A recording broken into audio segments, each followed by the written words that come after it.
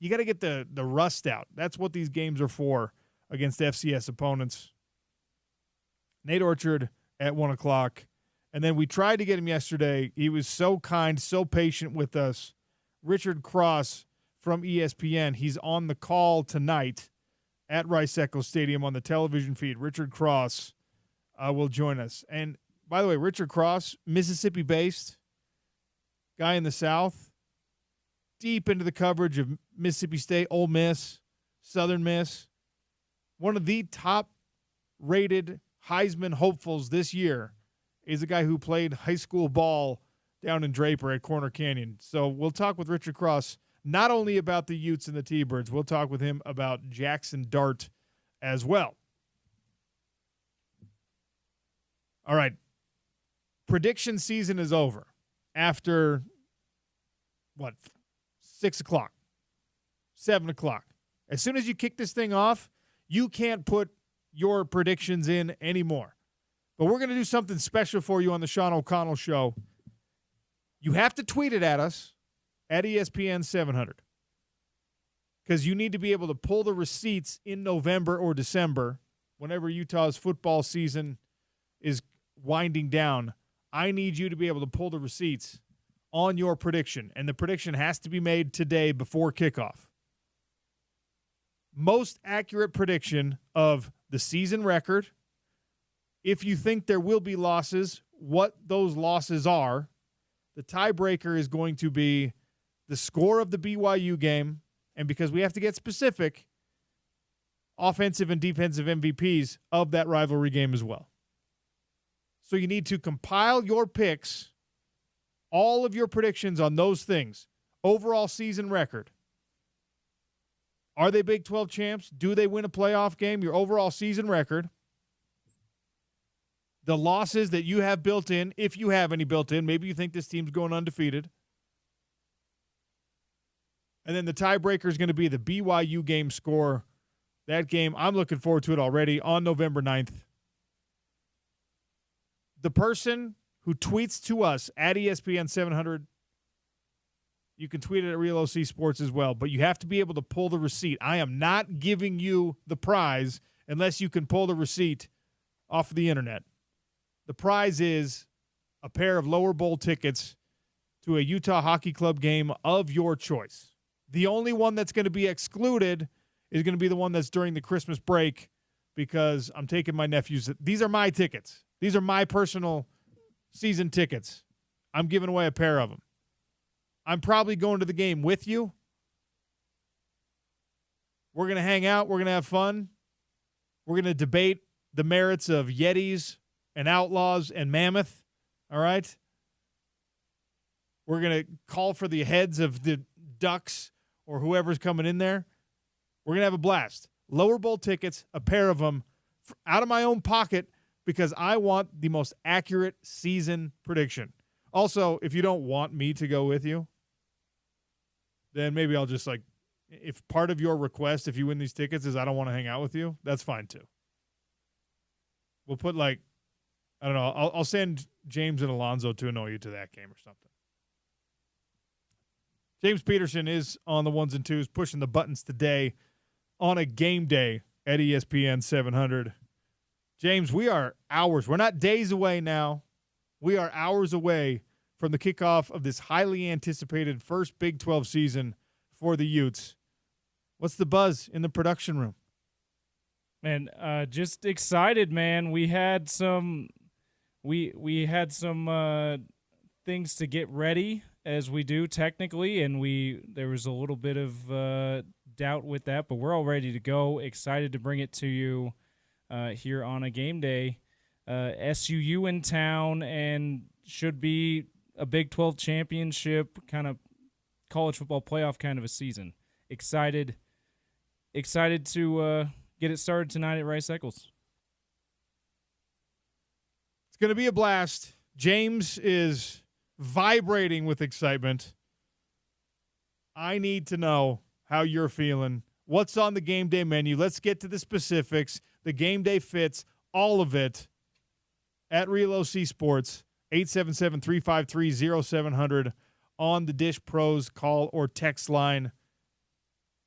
I put the poll up today as well. Now, these are two separate things, okay? The regular season record prediction. 12 regular season games for this Utah football team before we get to the conference championship, potentially a playoff, maybe 2 playoff games, maybe 3 playoff games.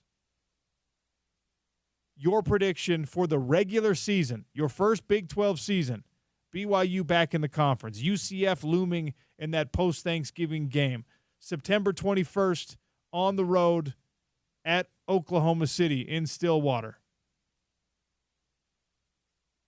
What scares you most? Doesn't matter for this question.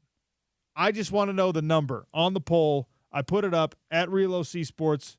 It's out on the ESPN 700 question as well. 12-0, 11-1. Is this a 10-2 regular season? I also put other as an option because I knew you could just keep going down. You could say 9-3. You could say 8-4. Nobody listening to the Home of the Utes thinks this is a 9-3 season. Right now, other has 1% of the vote. The Cougar contingent has yet to infiltrate this particular poll. 12-0, 11-1, 10-2. After hearing all the storylines coming out of camp, after probably waiting nervously to see if you got any bad news or heard any bad rumors about Cam Rising's health, about Brant Keithy's health, about the running back room, about the corners, about what the safety starting position is going to look like. On game day, as we are about to kick this thing off, your regular season record prediction is what? Just vote on the poll. Right now, 11-1 is running away with it. 57-ish% of the votes coming in on 11-1. 24% coming in on 10-2. There are 16% of the respondents who think that this is a undefeated regular season. Woo, mama. Undefeated regular season. And then, of course, you're on to the Big 12 championship game. If you win that Big 12 championship game, of course, you are automatically qualified in the playoff. And in that case, James Peterson, in that case, all of you listening out there, in that case, Utah football fans, if you are 12-0 and the conference champion, because you want that automatic bid, of course, you're the 3 seed. That changes the outlook significantly if you're the 3 seed in the playoff. If you're the 4 seed, we know what that probably looks like. The 4 seed probably gets you a second-round matchup against like an Oregon, an Ohio State, a Texas. You're talking about a game against likely the runner-up of the SEC or the Big Ten. That is a brutal, difficult game. Now, you're not going to get an easy game, period, in an expanded college football playoff. You can't hope for that. Would Oregon-Utah be a fun one? Sure. All the history, how many times those two teams squared off in the dying Pac-12 era. That'd be great. I don't want Utah to see Oregon in the playoff. Not the first game. I don't want that. If you can get that 3 seed, woo, let's go. 877-353-0700 if you want to text in as well. Vote on the poll on the old tweet machine. 16% of the votes say undefeated. I think 11-1 is, I mean, look, most of you feel like it's 11-1. 11-1 is an interesting regular season record because if you're 11-1 and your losses to one of the other ranked teams in the Big 12 conference, that's going to matter. And, of course, the timing of that loss is going to matter. We know how ridiculous it is and how the polls get influenced by recency bias. If you drop the Oklahoma State game, which is something that scares most people, if you drop the Arizona game, which scares me a little bit, if you drop those games and you're 11-1 otherwise, you win every other game, you're going to be treated well in the polls. If you lose that post-Thanksgiving game to UCF, you stumble in that spot, the polls are going to reflect that. The votes, the committee's decision about then maybe, you're probably still at 11-1. You're not probably. Still at 11-1, you're going to be in a conference championship game, barring any insane outcomes. If you win that conference championship game, automatically you're in. If you're 11-1 and then you lose the Big 12 championship game, I still think you've got the shot at the at-large bid, and you're playing in the first round. You don't get the bye. If you are a 10-2 team in the regular season, again, we're talking about the regular season, and this is the poll that's up at Real OC Sports. If you're 10-2 in the regular season, and then you lose a conference championship game, now you're a 3-loss conference runner-up, then the Big 12 gets one team in.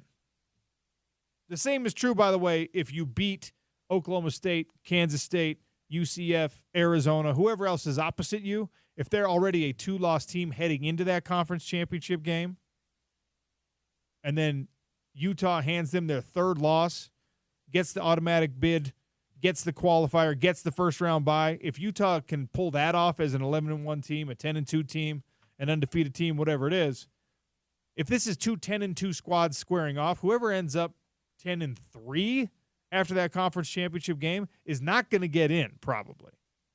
Not if we pay attention to the prognostications and we know the influence of the Big Ten. We know the influence of the SEC.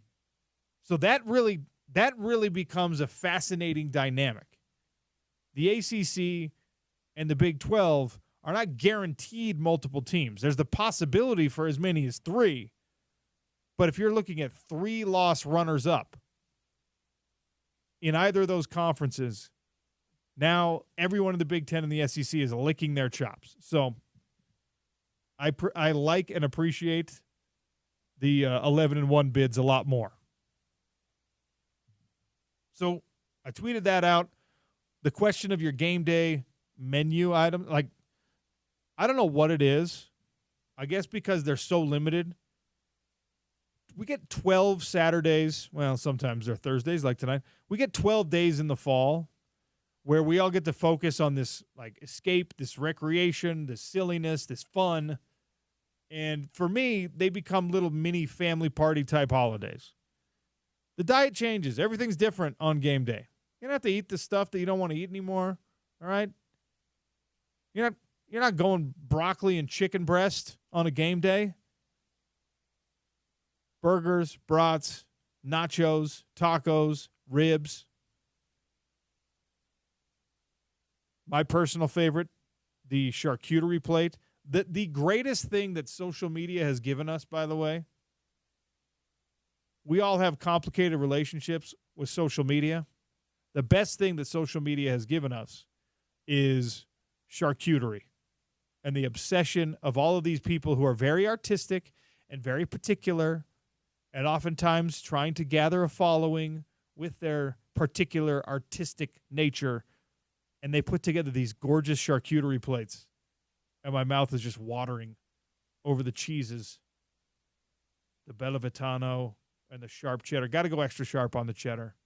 If you got the little feta crumbles, the best thing on a charcuterie plate, if you get the little pot of honey, and you approach it, and you're like, what am I going to put this honey on? Am I put honey on the salami? Am I going to dip these grapes in honey? And the answer is yes. You do it all. You just slather the honey on the meats and the cheeses and the crackers and even on the fruits and the olives. Show me your charcuteries, man. Gets me revved up for a game day. I want to know, we're celebrating on the Sean O'Connell Show. It is game day here on ESPN 700. Coverage will begin, well, it's already begun, but coverage will begin officially right after 1 hour of the drive with Spence Checketts. And then it'll be Porter Larson and Isaac Asiata on the pre-pre, and then we go to the official game broadcast with Stevenson Sylvester and Scott Mitchell, and, of course, the voice of the Utes, Bill Riley, who's going to join me on the show tomorrow for a little recap. It is game day. Woo, baby, let's go. All right, now let's talk about some specifics and what we need to see in this game against Southern Utah. We've talked about it for weeks, but now that the game day is here, I want to go down a little bit further in the details, in the minutia. Cross off, win the game, barring any insane outcome. If the world reverses its spin, then I guess we're talking about something else tomorrow. But Utah's going to win this game, all right? Cross that off on your goals list. Stay healthy. I'm optimistic. the way that they prepared, the way that they did camp, the way that they made the changes, the way that these guys lifted and ran and ate and slept leading into this season, all of that scientifically geared around keeping everybody healthier. I am confident that even though we know things can happen in football games, I'm confident you emerge largely healthy from this opener. So let's get into the details and the minutia. Okay, I alluded to this earlier. One of the things that you have to see when you're playing against a team that you outmatch physically, you have to see exactly that. You have to see the disparity in talent manifest itself on the field. And this is not disrespect to Southern Utah or any other opponent that comes from a lower division or any other opponent that is in the middle of a rebuild like we're going to see with Arizona State or whatever. There's a talent disparity. There's a depth disparity on these two rosters. And what matters is that you see that manifest itself on actual game day. That's the most important thing here. Utah is supposed to be much better. They're supposed to be faster. They're supposed to be bigger. They're supposed to be stronger. When Southern Utah knows the play, Utah's still supposed to be able to execute that play. Push their guy out of the way. Let my guy run through the hole. Safety's got to clean it up. Linebackers got to run it down from the backside. Whatever. That manifests itself in any number of ways for the University of Utah. Big offensive numbers, crazy scoring, touchdown after touchdown, sustained drives, lots of havoc plays on defense. We look at the rushing totals for Southern Utah when this game is over and they're south of 100 yards total and they got 2.5 yards a carry, whatever. It manifests itself in any number of ways, but that is really the important thing that you're looking for with Utah. And I could tell you, I could hit target numbers for you, and we can do that. We can play that game on the show. I could say Cam Rising's got to have 300 yards passing. He doesn't, actually. Mike Mitchell's got to have 150 yards rushing. Actually, that's not the case either. Because what you need is Utah averaging 5 yards plus on the ground. Doesn't matter who ran it. Doesn't matter if you distributed the carries evenly and if Charlie Vincent is your leading rusher at the end of this game because of substitution patterns and how quickly you wanted to pull guys or whatever. Those are the numbers that matter. You just need to see Utah go out against Southern Utah and do the thing that they are expected to do. They are expected to dominate this game in all three phases. Now, there are going to be some things that you should, as a Utah fan, pay extra close attention to. What do the special teams look like? Kick coverage is massively, massively, massively important this season in college football. In short change scenarios, if you put the ball on the carpet or if Southern Utah puts the ball on the carpet, who is doing the right thing and taking advantage of those scenarios? These are things that you don't get to practice successfully. Practice is scripted. We've seen kick coverage be an issue the last couple of years. Dude, too. I don't even want to bring this up again. Utah lost lost the first Rose Bowl to Ohio State because of kick coverage. Go back and watch the game again. If they had solid kick coverage in that game, they win the game. It's razor thin, those margins. Remember what was it the year after that we couldn't get a touchback to happen too? Like it was that also contributed to the struggles in kick coverage, but that got Cole Becker came in and figured that out for Utah last year. So that's not a concern we need to bring up again, but it's just if it's not one thing, it's been the other in kick coverage the last few years for Utah. So I agree with you. That's something to watch here. Also, obviously, health is the thing to watch. You want everyone healthy in this kind of a game. And the coaching staff is going to do what it can substitution-wise to make that happen. But, look, you just – some of that is luck. A lot of that is luck. A lot of that also is just remaining focused. You got to make sure that you're light on your feet, that when you're around the pile – people aren't getting rolling up on you and things like that. The injury thing is mostly luck. And so That's not something you can control. What you can control is your focus, your diligence, your attention to detail, and kick coverage matters. Conversions, like point after conversions matter in games like this because you're probably going to get 10 of them. You're probably going to have 8 opportunities scoring touchdowns, I would think. You're probably going to be in scoring position half a dozen times at the bare minimum. So are you doing those things right? And when you look at the top-level talent on this Utah team, there's not a whole lot left to be desired. If you can keep all these guys healthy and you're just talking about the starters, I look at this roster and I compare it to what we know of other Big 12 rosters, and I say, you know what? This team absolutely is capable of winning a Big 12 championship. There's zero doubt in my mind that this team, with these guys that we think are going to be starting and quality rotational players, are capable of putting together the kind of numbers that I put out on the poll. Undefeated, 11-1, 10-2, 9-3, maybe worst case scenario. That's your top level talent. Your depth is better than it's ever been. However, you also need the special teams guys, the rotational guys, the dudes that are number 3 on the depth chart right now. You need to see them on the same page as the elite players. That's one thing. We didn't have enough time to get to it with Alex Smith yesterday, but I wanted to pick his brain. Maybe I'll see him up at the game tonight and do so about, what separated that Fiesta Bowl team. And I'm close with some people who were on that Sugar Bowl team as well, and we've talked to guys on the 2 Pac-12 championship teams. But what really separates those teams from the other incredibly talented teams that Utah has had, and there's been a lot of them, right? What really separated those teams, one of the many things I should say, was that nobody was a liability. Go back and watch the Fiesta Bowl. There was a guy on that team, the 04 team, there was one individual who, when we sat down and watched film on Mondays with Urban Meyer holding the little clicker, holding the remote, there was a guy who he would praise more than anyone else on the team. He was gushing about this dude constantly, like singing this young man's praises as though he were Urban's very own son. And it wasn't Alex Smith. It wasn't Paris Warren.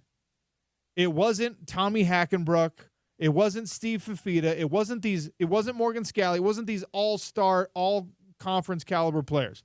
The guy that Urban was so incredibly enamored with was Sean O'Connell. And in love with was not Sean O'Connell. Oh, okay, definitely. I'm sorry. I thought we were building up to that. My Urban bad. has never known that name. No, it was a guy named Grady Marshall who ended up being a starting linebacker and a team captain in later years. But that year, James, he had one job, okay? His job was to run down on special teams, punt coverage, kick coverage especially, and on kick coverage, he was a maniac. First guy down there, busting wedges by himself, sacrificing his body to make plays. He had like 11 chances a game to do this, okay? And he did it perfectly every single time. Stayed in exactly his lane. Was the first guy down. Even if he didn't tackle the ball carrier, influence the ball carrier back into the crowd of bodies so they could be brought down. I don't know why I'm bringing up Urban Meyer in a Kyle Whittingham coach scenario, but that team was as close to perfect as you can get in college football. And the reason is because there were like 40 of those guys on that team. The starters on offense, the starters on defense, the prime backups, and then your important special teamers were all folks that were so attentive to the little details. And the Kyle Whittingham is the Whittism of do your job. Right? Yeah, and 20 square feet. Own your 20 square feet. It comes down to that 111th thing. And Utah doesn't have exclusive rights to that.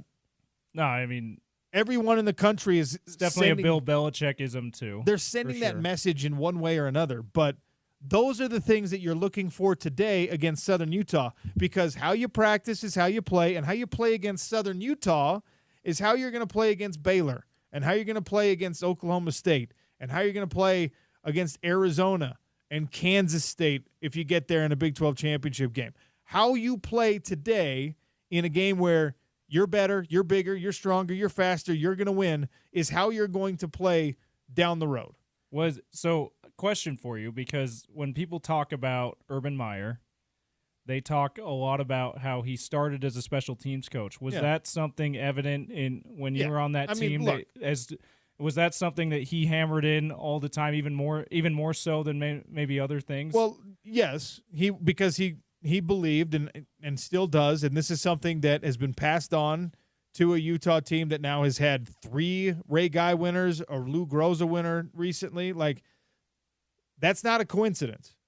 The emphasis and the importance on special teams has carried over with Kyle Whittingham. And by the way, nothing drives the man more insane than when one of those special teams is a liability. Just listen to his halftime speeches with Sly, his halftime interview with Sly as he's walking into the locker room. And if there was one kick that didn't even, maybe fans wouldn't notice that it was bad coverage because it didn't go for a huge return, he'll mention it every single time. Hey, that we had a bad kick coverage there, but we need to get that tightened up. Like it's that, or we need to run the ball more. That seemed to give him the most angst at halftime every time. How about the kickoff that goes out of bounds? Oh yeah, and then they get it on the 35-yard line. Like, that is just you're handing free yards to the opponent, and that just drives this coaching staff. It's not just Kyle, it's Sharif and Colton Swan and everyone who's involved in that. It drives them all insane, right? Those are the details. We're talking about a year in 2024 where Utah wants to be a semifinalist at the very least, a conference champion in a brand new conference where there's some guessing games going on here. There's you're not as familiar with some of these opponents. There's some athletes in the Big 12 that are different than you're going to have seen consistently, at least, in the Pac-12. The details, man, start looking for those today. That's I could give you numbers. I could say I need 6 sacks in this game. That'd be great. But what I need is to see Utah come out of this game and everyone who watched it going, well, that one wasn't even really fair. Southern Utah, awesome. I hope they have a great year. But we all want to come out of this game going, that's not really an even matchup. Games like that are not like you're gonna want to walk back to your car halfway through the third quarter. That's the game I'm hoping for. It's not as sexy, it's not as fun, but that's the ideal scenario for Utah. All right, got to take a break here. Andrea Urban's going to join me. We're going to talk all things Utah this season, the outlook, the storylines that have jumped out to her through camp, and what she hopes to see against these T-Birds of Southern Utah. 3 minutes from now, on a game day, the Sean O'Connell Show continues on ESPN 700.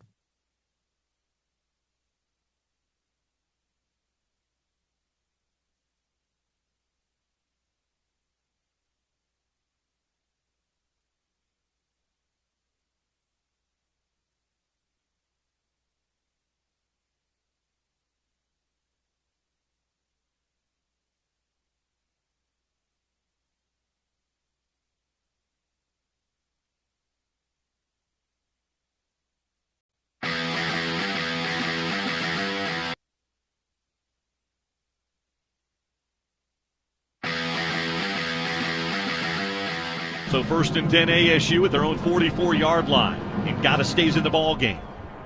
Daniels moves under center and moves 2 tight ends to the right-hand side. Strength over there for the Devils. Utah again crowding the line. Daniels now changing the play. Here we go. Jaden Daniels turns and gives again, and Gata. Flag flies. I don't know if that was an illegal shift or somebody was in the neutral zone for Utah.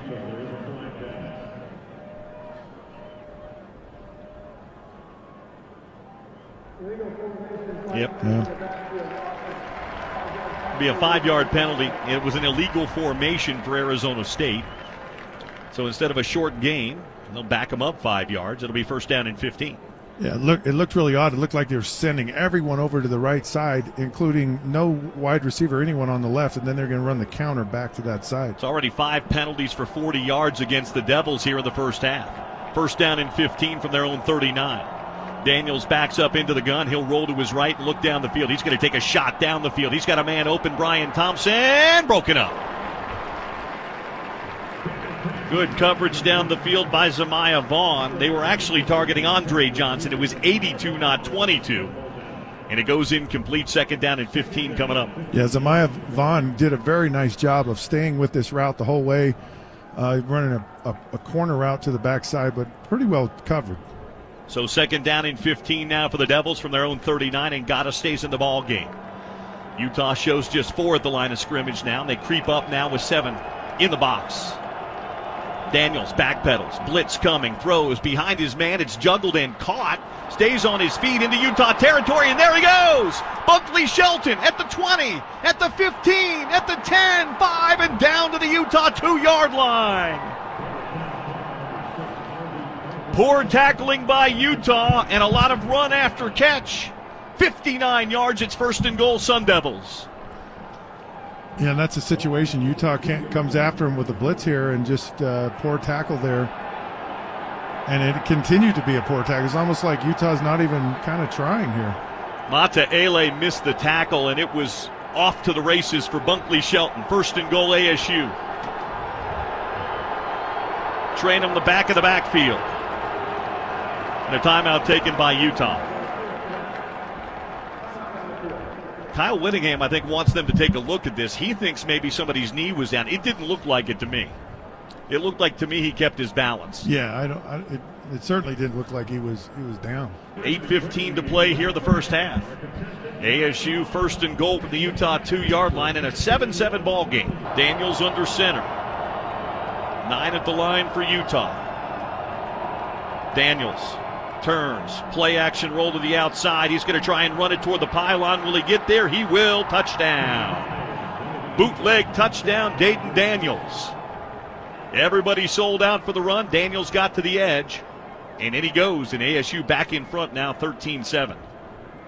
Yeah, and those are really tough down there because you kind of got to commit to something if you're really going to stop it, and but you still got to maintain your edge there, and Jaden Daniels just has enough foot speed to just outran Karenni Reed to the corner that time. PAT coming up here for Christian Zendejas. Trying to make it a 7-point advantage here for the Devils. PAT up and PAT good. Our broadcast tonight being brought to you proudly by Harley Davidson, Salt Lake City. The mighty Utah student section is who they support the most. Let's go Utes. So that scoring drive came after the Utah turnover. Utah couldn't pay off the ASU turnover with a score, but ASU does. 5 plays, 69 yards. Daniels with that one pass play. It goes for 59 yards, but it was only about a 5-yard pass that the run after catch was the big one. Either way, though, it set them up for the touchdown. They convert. Now they lead it, Scott, 14-7. Well, and it, you kind of wonder about, you've got this second and really, really long, and Utah.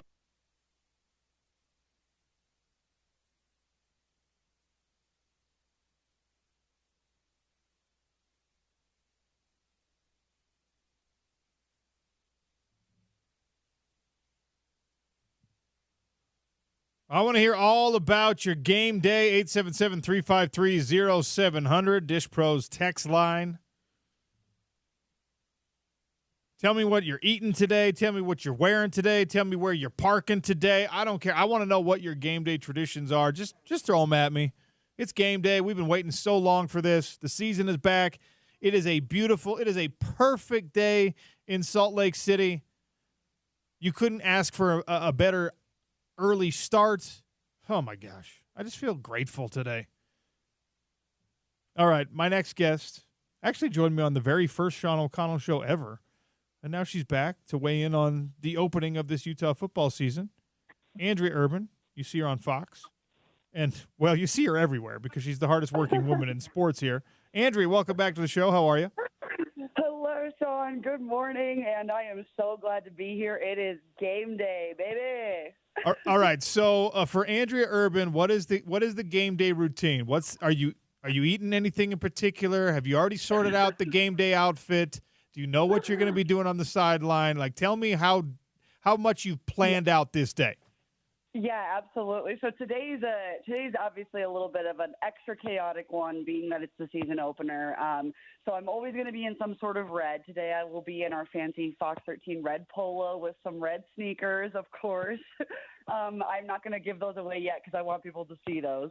But I've got a couple of live shots in the 4 and 5 o'clock shows, talking tight ends, the return of Brant Keithy, as well as just the overall excitement to have Cam, Brant, and just the squad back at it again. If we can stay healthy, the Utes are going to be the team this season. Now, I also start my day with a big breakfast, the biggest breakfast ever. So then by the time I get to the stadium, I will be maybe a little bit hungry for some media food, but not starving really. So big breakfast, got to wear red, and of course, start my day with some coffee as well.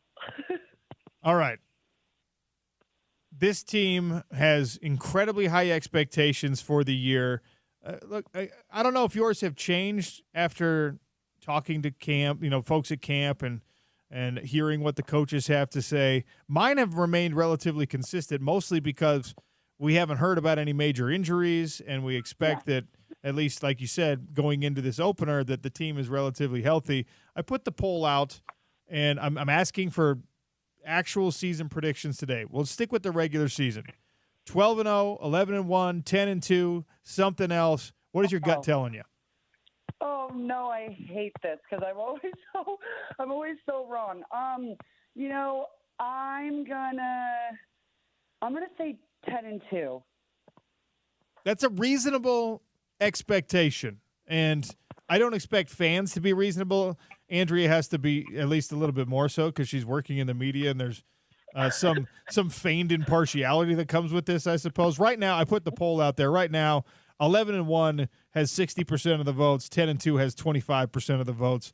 Undefeated at 13.5%. And then this is what's so wild about this year, Andrea. Today, and every fan base in college football is optimistic today before you actually kick off and play, before any injuries pile up, before you see the wrinkles and warts that exist on every single college football roster.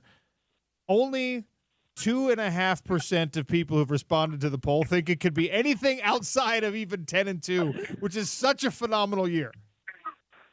Oh my gosh, absolutely. Well, and it's funny because I also want to start with the fact that I did not go to the University of Utah or to the guys down in Provo. I was a Michigan State Spartan. I am a transplant, but I've been in this market for 5 years, so I know this team. I know Cam Rising. We've been in town the same amount of time. So I know that I can definitely give my opinion on these things, but the best part is no fans can be really that mad at me because I didn't go to either of these schools. We're not putting you in a spot to get people mad at you. I just want to know your thoughts on this Utah football team. Andrea Urban is my guest here on the Sean O'Connell Show. So you mentioned Brant Keithy in that tight end room. The depth there really is insane. I mean, I went through this week and I looked at the other teams, top teams in the Big 12 Conference, and their depth charts and their kind of prognostications and outlooks. There's nobody else in the Big 12 Conference that has this kind of depth at any one position. I really was digging and saying, okay, which of these coaches think they've got 4 or 5 deep in their running back room, 4 or 5 deep at wide receiver, 4 or 5 deep, certainly not at tight end. This is maybe the deepest room in the conference. Wow. Yeah, I love what we saw at Landon King last year. I think that he really stepped up, and the times that we needed to see him step up, there was a lot of Bryson Barnes to Landon King connections where you kind of saw some moments where you're like, okay, Landon King. So I love that he's now on that depth chart behind the stud that is Brant Keithy. And then we've talked about it time and time again, but I covered him in basketball. Caleb Lohner's got the size. He's got to figure out the game a little bit, his movements a little bit, but he's naturally gifted as an athlete. And it's so fun to watch this Utah offense run primarily, the last couple of seasons through its tight ends, because you've got these big guys that are going to bulldoze you over, but also the athleticism that are going to get up in the air and get the ball in their hands. So I'm excited to see the Cam Rising Brant Keithy connection. I know when that happens for the first time this season, my eardrums are going to break because the stadium is going to scream so loud. The running back room, I played 2 truths and a lie yesterday, and use narratives we've heard all camp. And one of those narratives is that the running back room is a liability in a year where this team has such high hopes, and that's never the case for Utah. It just isn't. We always trust that the running backs and the run game overall is going to take care of itself. I said that's a lie. I think that we just don't know who's going to emerge, but I'm confident that someone will emerge. Do you have any idea who that's going to be? Well, I mean, I know that the easy answer is Mekhi Bernard, just because of how great he looked in camp, his size, and really just his evolution through this program. But you know who I love in the running back room? I love interviewing him. I love watching him play the game because he is a smaller size. He has to be smart with the football. Jalen Glover. I love him in that running back room. I think he brings a sense of calm. He's so well-spoken, confident, and again, for the size of him, that guy is dominant. And I hope to see the ball in his hands a little bit more this season, and maybe he can emerge as someone that we can count on. We've gushed about the tight end room. The wide receiver room, somewhat quietly at least, has also loaded itself up in a way that we are not accustomed to at the University of Utah. Damian Alford coming in. He was productive at Syracuse, and I think this coaching staff believes his ceiling is even higher than that. Dorian Singer, if Dorian Singer just matches his best year of college football, he would be the best wide receiver that Utah has had in the Power 4, Power 5 era. So your outlook on this wide receiver room? Yeah, I want to see them have their day. So we sit here and we talk constantly about tight end, and it's like, what are the wideouts going to do? Are we going to see these guys step up? And we talked about it a lot last year, even with Solomon and Devon Bailey. Like, both those guys were like, we can do things too. We just got to be on the receiving end. So I'm excited about Micah Pittman. I'm excited about Dorian Singer. I mean, those are two. And Money Parks, you talk about the first play of the game last year against Florida, right at my camera, Money Parks got the ball, touchdown. Like these moments, these connections, they're built through spring ball, through fall camp, and when you've got a Cam Rising under center, there's just no doubt that the throw game is going to shine. So, yes, Utah has been known maybe at least for its game on the ground, but when you've got Cam Rising, he's going to air it out, and I can't wait to see these guys show up. But Dorian Singer and Micah Pittman are the two right now for me where I'm like, show me what you got, boys. I keep beating this point to death on the show, but Kyle Whittingham said at a practice about 2 weeks ago that the defensive end room is the deepest maybe on the team. That's with him knowing full well what he has at the tight end position. He said we got about 7 guys, and then the depth chart came out, and there was only like 5. So they're holding their cards close to the chest, I think, in this defensive end room. But pass rush is massively important. In Utah's best years, they've been in that 38 to 44 kind of range. Obviously, back in 2014, it was even crazier than that. But the most successful team years have been those 40-ish sack years. Can this room reach that total in a 12-game schedule, you think? Yeah, I mean, here's the thing. I want to talk about defensive end room, and then you have the, obviously, safeties that make up that whole space. But, it has been a absolute gold mine of a position group over the last year for really any of those guys. I mean, yeah, we haven't seen a lot out of our corners currently, but I'm excited about the free safeties. You got Teo Johnson at the first spot, which I think if we talk on your first Sean O'Connell show, I brought him up as someone who I wanted to see stand out in camp. But Nate Ritchie stepped up last year when Cole Bishop was out against USC.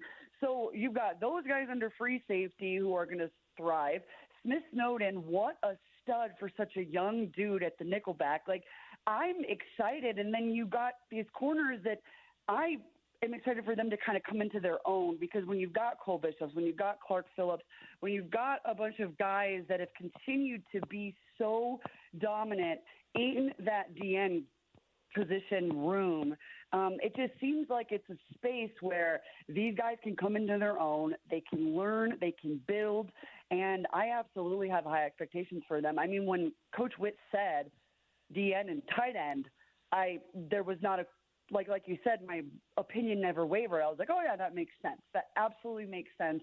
And that's another spot that I feel confident in for this Utah football team. All right, let's be realists and let's be good journalists, and let's pretend this is not just a holiday of Utah football, and we're not just gushing about the positivity here.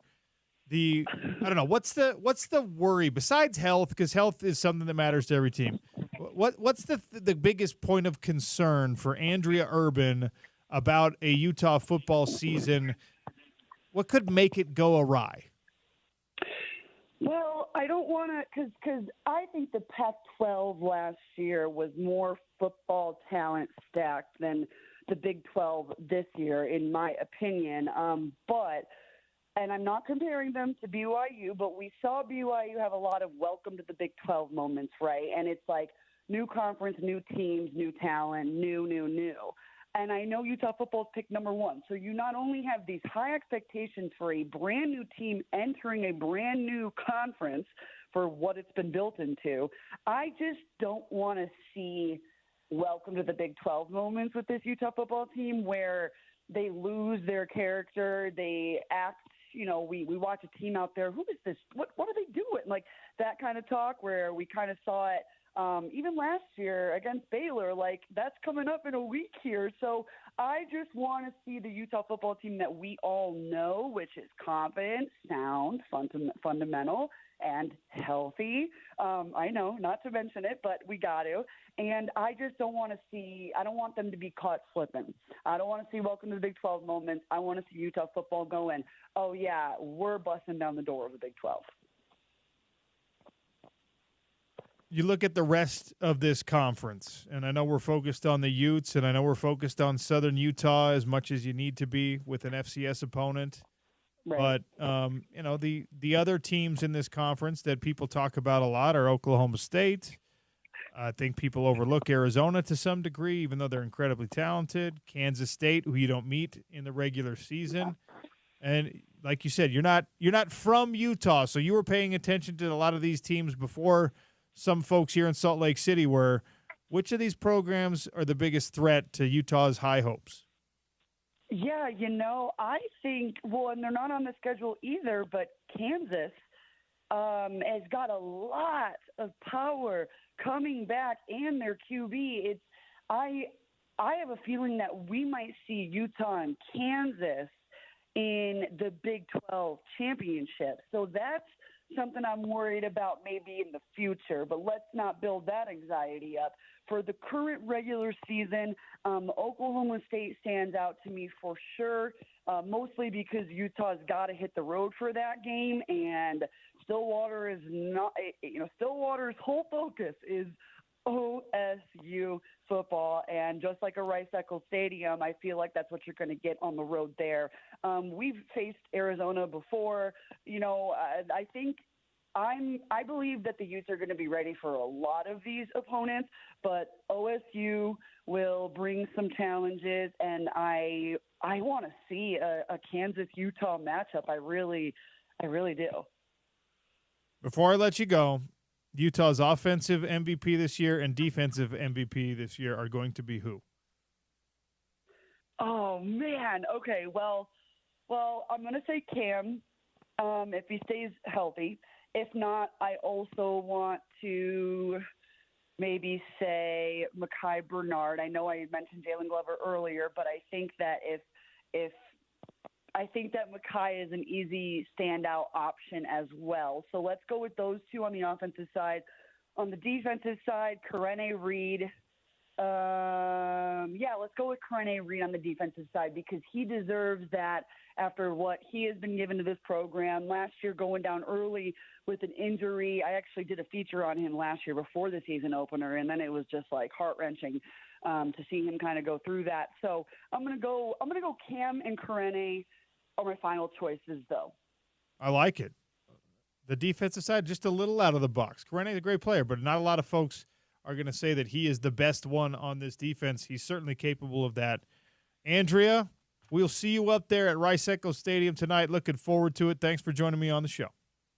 Absolutely. Thanks for having me, Sean. Happy game day. Enjoy every second. Andrea Urban, Utes Insider, brought to you by Metro Elevator. If you live or work in a building with an elevator that does not seem to cooperate, always inconveniences you, you're hitting the stairs on a regular basis, not by choice, call Metro Elevator, Utah's preferred vertical transportation experts, 801-946-7003, 801-946-7003. I'm glad, actually, Andrea brought up Correne Reed. If I asked you where Lander Barton is ranked among all linebackers in the country, you'd probably say, oh, yeah, he's top 10 for sure. But Pro Football Focus College has Lander high, and they've got Correne higher than you probably would think. I want to talk about that next, because what this means for Utah's defense could be very significant. Sean O'Connell Show on your home of the Utes on a game day, ESPN 700.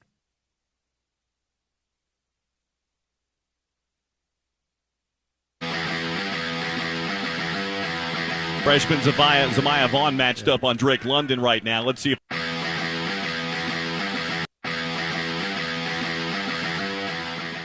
First and 10 Utah on their own 36. 7.5 to play here in the first half, down by 7. Turn and a give again. Straight ahead run this time for Tavion Thomas. Not as much running room that time, but he was able to push that pile forward for almost 3 to the 39-yard line. Yeah, and those straight ahead runs are the ones where Utah's having more success right there. And, again, another decent run on first down. Mekhi Bernard checks in the ball game now. He'll spell Tavion Thomas on 2nd down and 7 as we dip inside of 7 to play here in the first half. 14-7 Devils. Pistol formation here for Utah, and Cam Rising brings a man across the formation, runs the reverse option. Here's Britton Covey. Covey to the outside. Flag flies. Going to be a hold against Utah as he's knocked down at the 49. So 3rd and 10 becomes 3rd and 15. White will stay in. We'll see if he's a pass protector, if he goes out into the coverage. Utah with 5 at the line of scrimmage, now 6. Daniels motions White to his right. Utah rushes just 4 this time. Daniels scrambling outside. Jaden Daniels tripped up and taken down.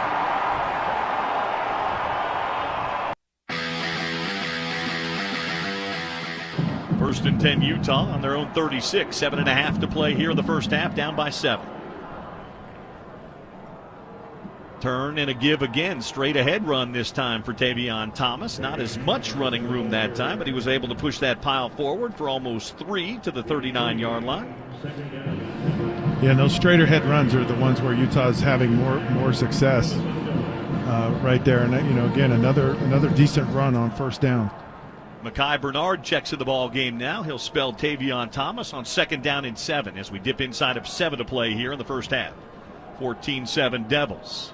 Pistol formation here for Utah, and Cam Rising brings a man across the formation, runs the reverse option. Here's Britton Covey. Covey to the outside. Flag flies. Going to be a hold against Utah as he's knocked down at the 49-yard line. That would have been a first down, but this one's coming back. Yeah, it's a well-designed play.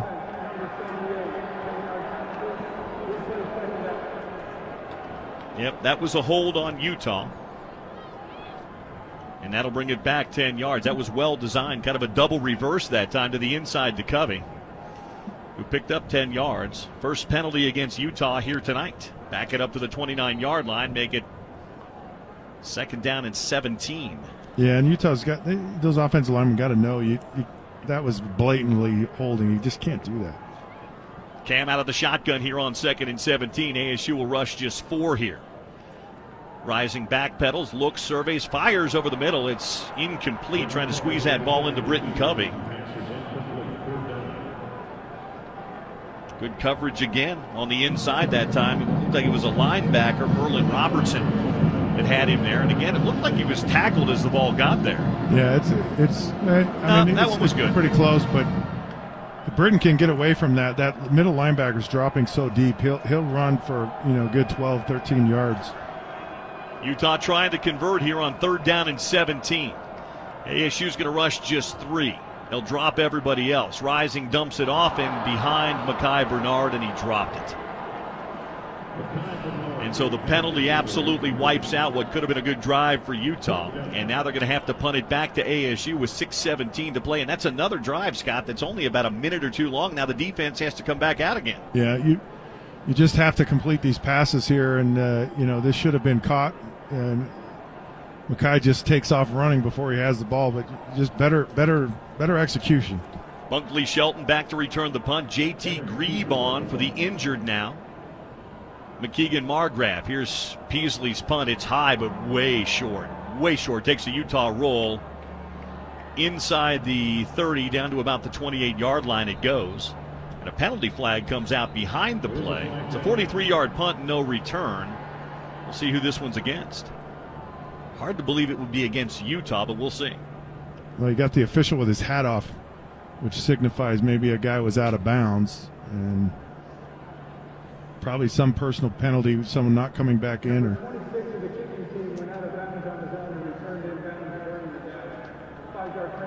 Kyrie's Rowan went out of bounds. You're exactly right, Scott. And didn't come back in time, so that'll be a 5-yard penalty. Instead of the 28, it'll be the 33. Big series coming up for the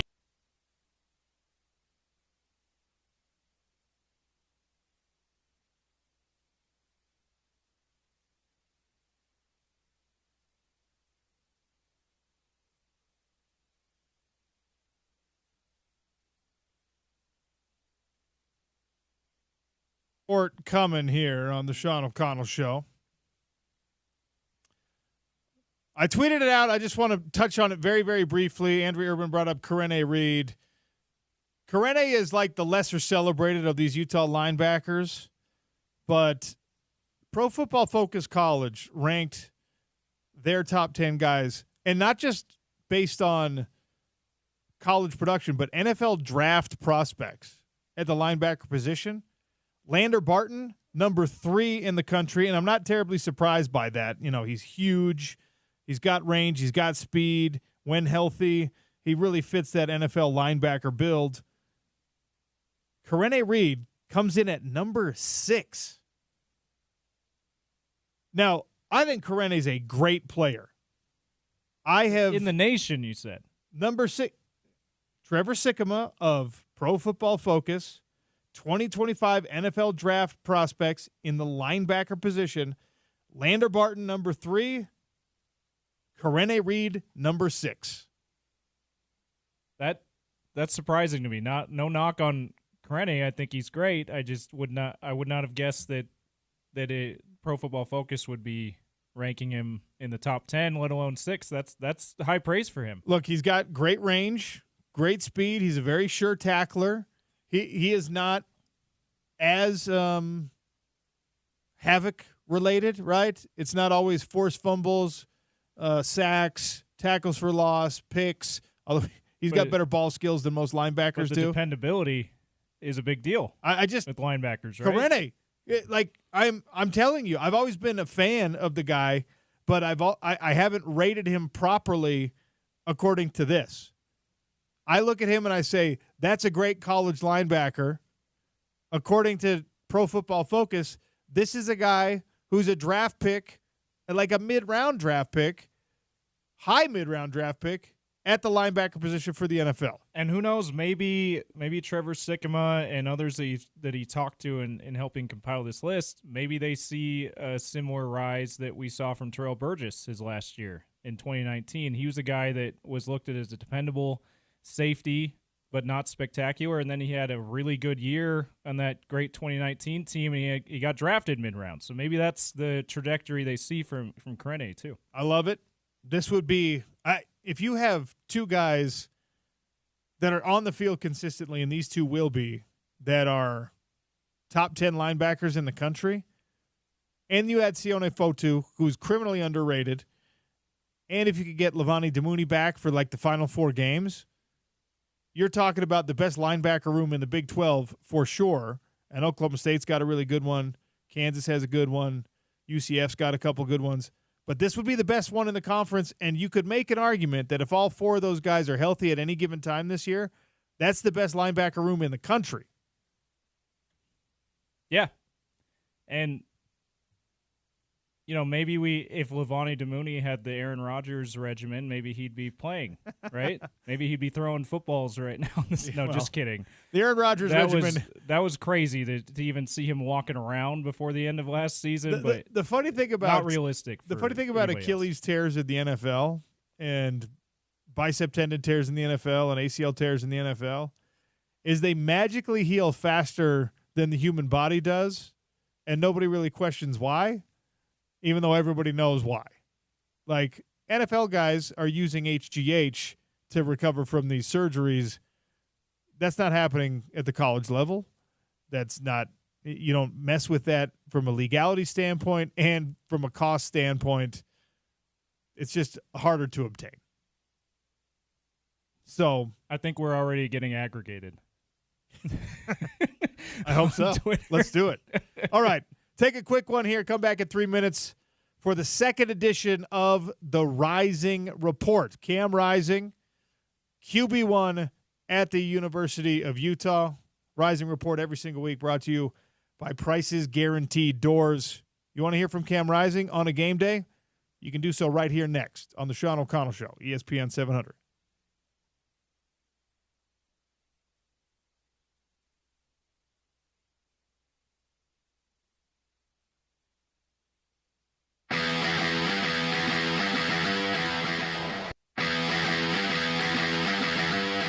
So 3rd and 10 becomes 3rd and 15.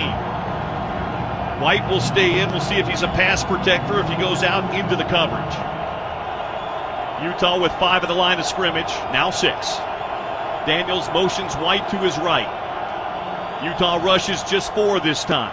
Daniels scrambling outside. Jaden Daniels tripped up and taken down. Devin Lloyd did it again. A 1-yard loss, back to the 27. 4th down and 16 coming up, and the Utah defense stands up big. Well, and what they did is they're kind of going to a little bit of that spy. They know that he's going to run, and just a great job of reading Jaden Daniels and making an excellent play there. See if Covey can get a return here. Britton stands at his own 27-yard line. Shaplitsky to punt it.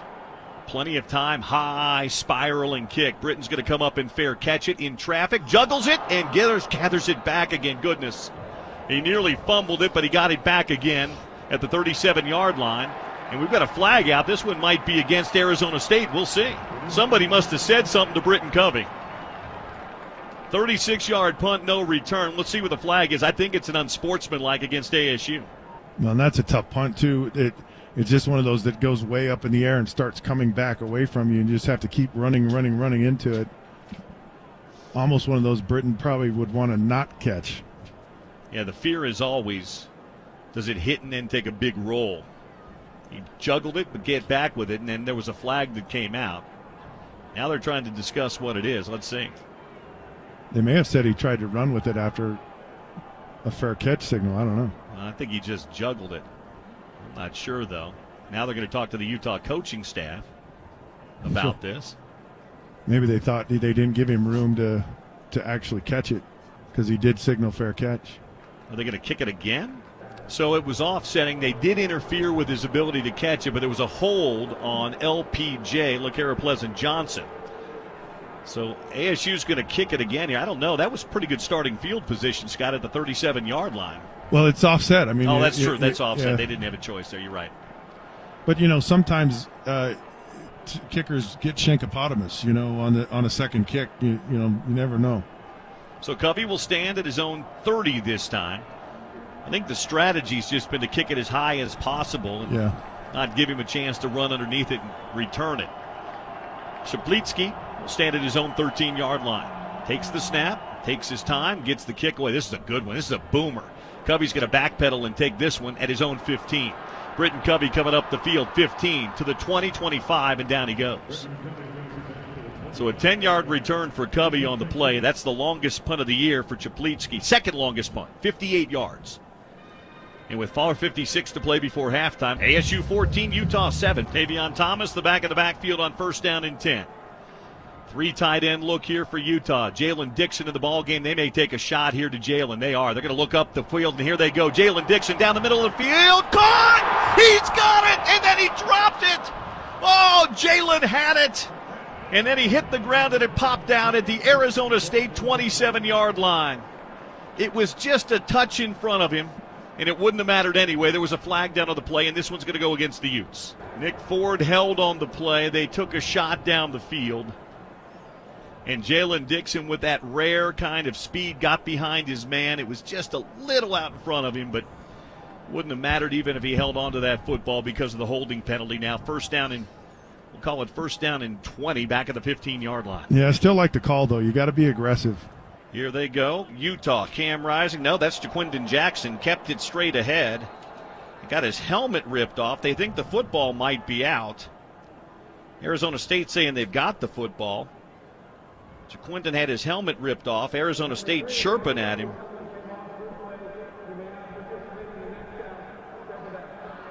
And that play went absolutely nowhere. It'll be second down and 25, or second down and 20. Yeah, it's almost looks like he should have handed the ball off on that last play there. He kept it. That ends just he's playing it soft. He's got to hand it off. Certainly a passing down here, second and 20 from their own 15. The Utah offense has gone stagnant and quiet here in the second quarter. Here's Rising to pass, fires over the middle. He's got it complete to his tight end across the 25 and out to the 27 goes Cole Fotheringham. We might as well just call that pattern the Cole Fotheringham pattern because they throw it and complete it every time it's there. Well, and it is there, and it's especially there against his defense. You're playing that soft. It's that Tampa 2. Tony Dungy worked with Herm Edwards for years, and so they understand his defense, and there are those holes there. That middle linebacker just vacates that area, gets so deep, and you just find those nice spots. Utah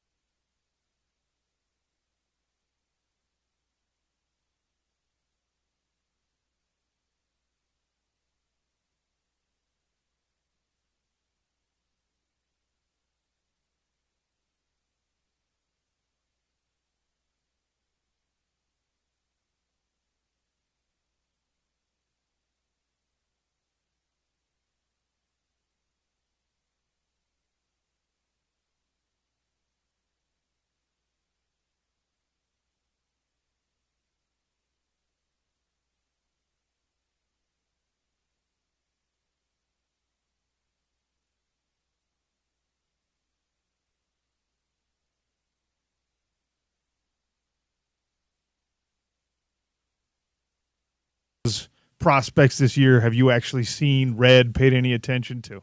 Don't really care. You got to go out there and prove it. That's the one thing I've always thought. It's nice to get preseason awards and stuff like that, but it only means as much as what you can do during the season. So you just got to focus on going 1-0 each and every week, and that's the main focus. All right, this week we spent some time. The depth chart came out, right? Those things are sometimes deliberately misleading. They're sometimes, exactly what we expect. I was decoding things and probably reading way too much into it, but there's a lot of weapons on that offensive depth chart. Yeah. And there's a lot of guys listed even at positions that they used to be. We could pull up like the Fiesta Bowl year. Yeah. Tight end was 2 guys. You got 6 just on the depth chart, and I know there's even more in the room that we'll probably see. The weapons at your disposal, how are you going to keep everybody happy? The unfortunate part about football is there was only one ball, and it's not always kind of up to me to make sure that we're putting guys in those situations. So I just got to make sure I'm going out there doing everything I possibly can to kind of spread the wealth. But, yeah, I know there are some guys that are going to get the ball a few more times than others, and we just got to make sure everybody's bought into the team and focused on winning, because that always takes initiative.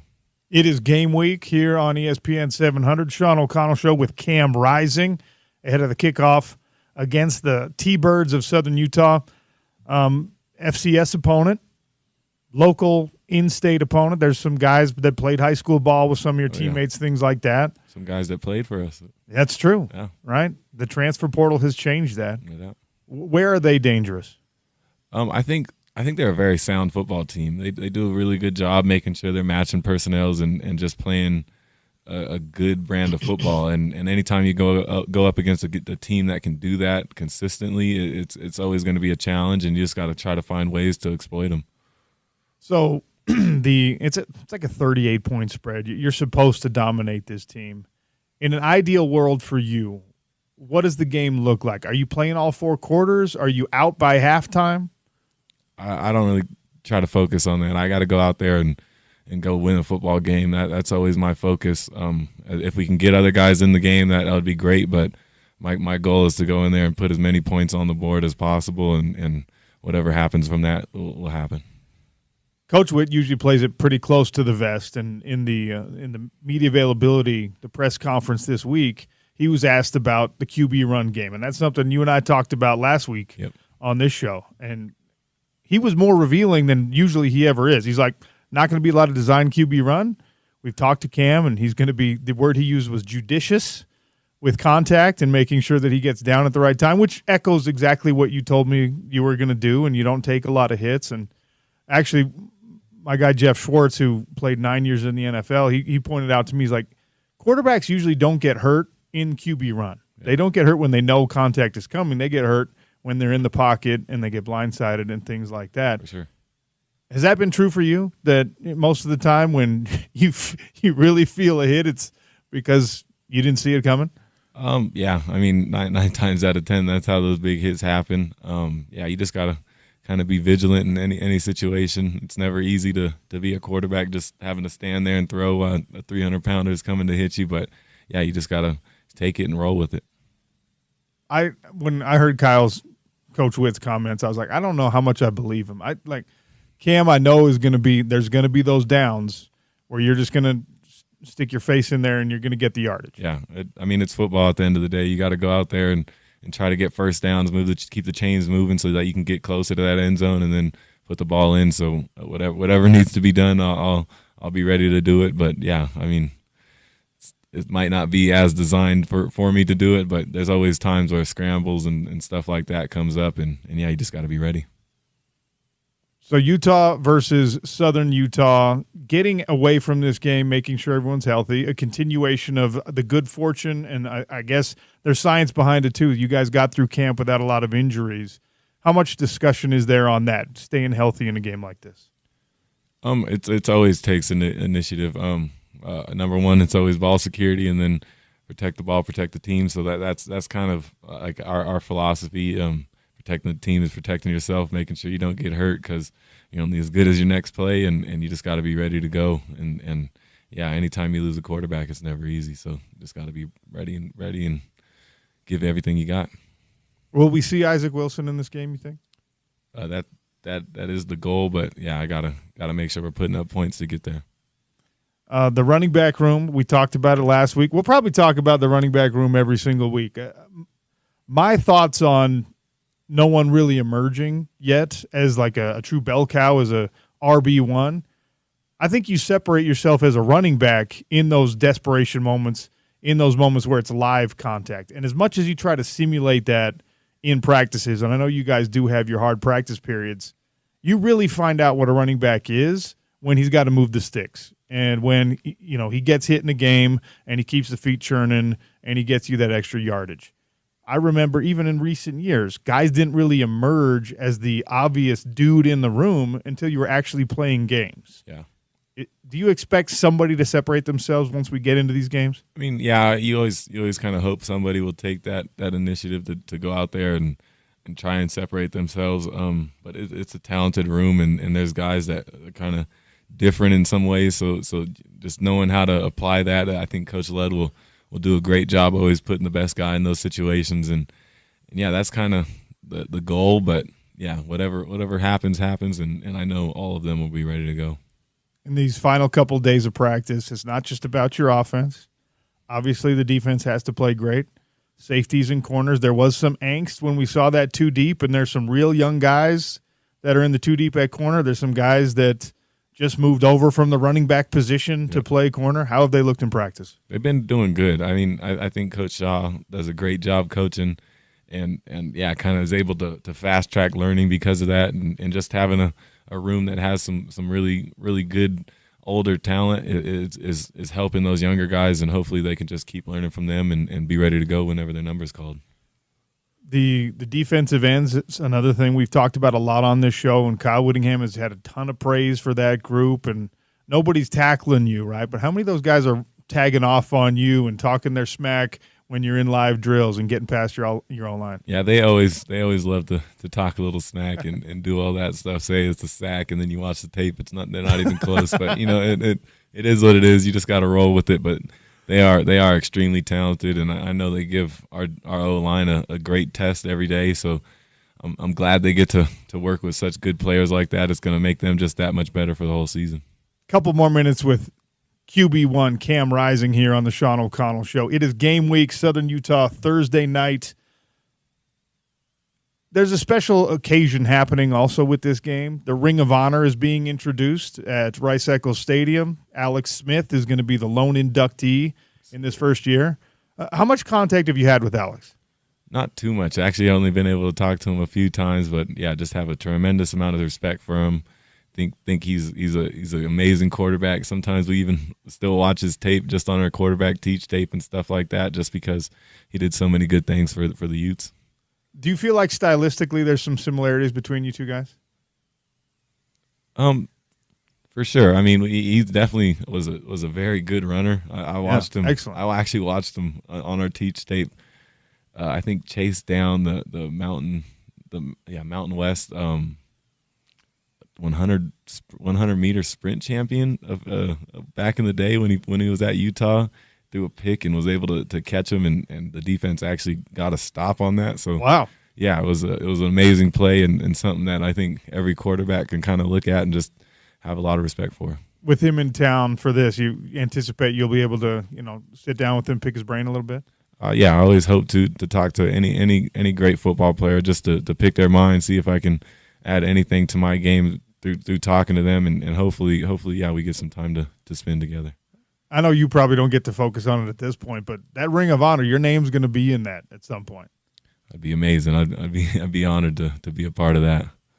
When we looked at the criteria, we spent some time going through like, okay, who's already checked these boxes, and it's almost like when they put the criteria together, it's like, well, Cam's definitely here. This coach is definitely going to be here, yep. And the way out, I think, allows for a lot of the real greats to get in. It's pretty cool to see. Think Coach Witt will be in there? No, just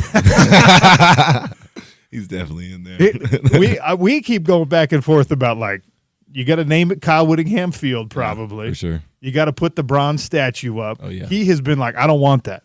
Get him on the motorcycle. I'm like, we got to find something that Kyle Whittingham will sign off on. The motorcycle might be it. I know. That'd be pretty sweet right there. I said just name the stair climber after him, and He'd call love it that. good. He'd love that, I bet. Just put a plaque on that stair climber, and he's golden. Anybody who's going to surprise us in this game, like we saw the depth chart. We've talked to the coaching staff. We've heard about who's having good weeks of practice, but that doesn't tell the whole story. Is there going to be someone that jumps out? That's tough. I mean, it depends on who you're talking to and who you've been kind of focused on. I think there's a lot of guys that can go out there and play some big time ball. I think Mike Mitchell is primed and ready for a big game with running the ball, and I think Caleb could even have a great game, just putting him in some good situations. So hopefully he can make some plays, and yeah, it should be a good day. You already have your script for the first few plays scripted? Actually, about to go do that right after Really? this interview. Yeah. Because I was going to ask you if you liked the first. Yeah. Oh yeah, I always like to do on a Thursday of the game. Yeah, 2 days before the game, and go from there, and then talk to Coach Lud tonight about it. How collaborative is that effort now with you and Coach Ludwig? Like, if there's something that you're just like, no, I don't feel good about this. I saw this on tape, and I don't think we need to start a game with this. How much feedback are you allowed to give him? A lot of plays for the openers and stuff like that, and usually he does a great job just collabing with me and just talking, and we always talk about certain plays that we want to show early just to set up some other things. So yeah, you gotta kind of always have an open conversation, and usually just spend like an hour talking through the openers, and then usually go through our third down list, and yeah, it usually just makes it that much more efficient once we get on the field. Have you ever had one where you're like, I know this is going to work, I love this play to this guy, and then it just gets blown up, and you're like, I was wrong about that? Yeah, there's always situations that come out in football. You don't always expect the defense to just completely change some of the things that they do for that week, and sometimes they do, so you just got to be ready for whatever happens. What's the final score going to be Thursday night? I think it's going to be a great game. Just looking forward to getting out there and playing. All right, we'll get everyone else's prediction on the score. Yep. We'll let you focus on actually making it happen. Yeah. Cam, good luck. Thank you. Have fun. Everyone here, everyone in this whole state, very excited about seeing you back on the field. I'm excited to be back out there. Looking forward to seeing the Muss go crazy. All right. Thanks for joining me. We'll see you Thursday night. Thank you. Have a good one. Cam Rising, QB1. Utah versus Southern Utah, Thursday night at Rice-Eccles Stadium. The wait is over. It's finally back. Utah football on your home of the Utes, ESPN 700.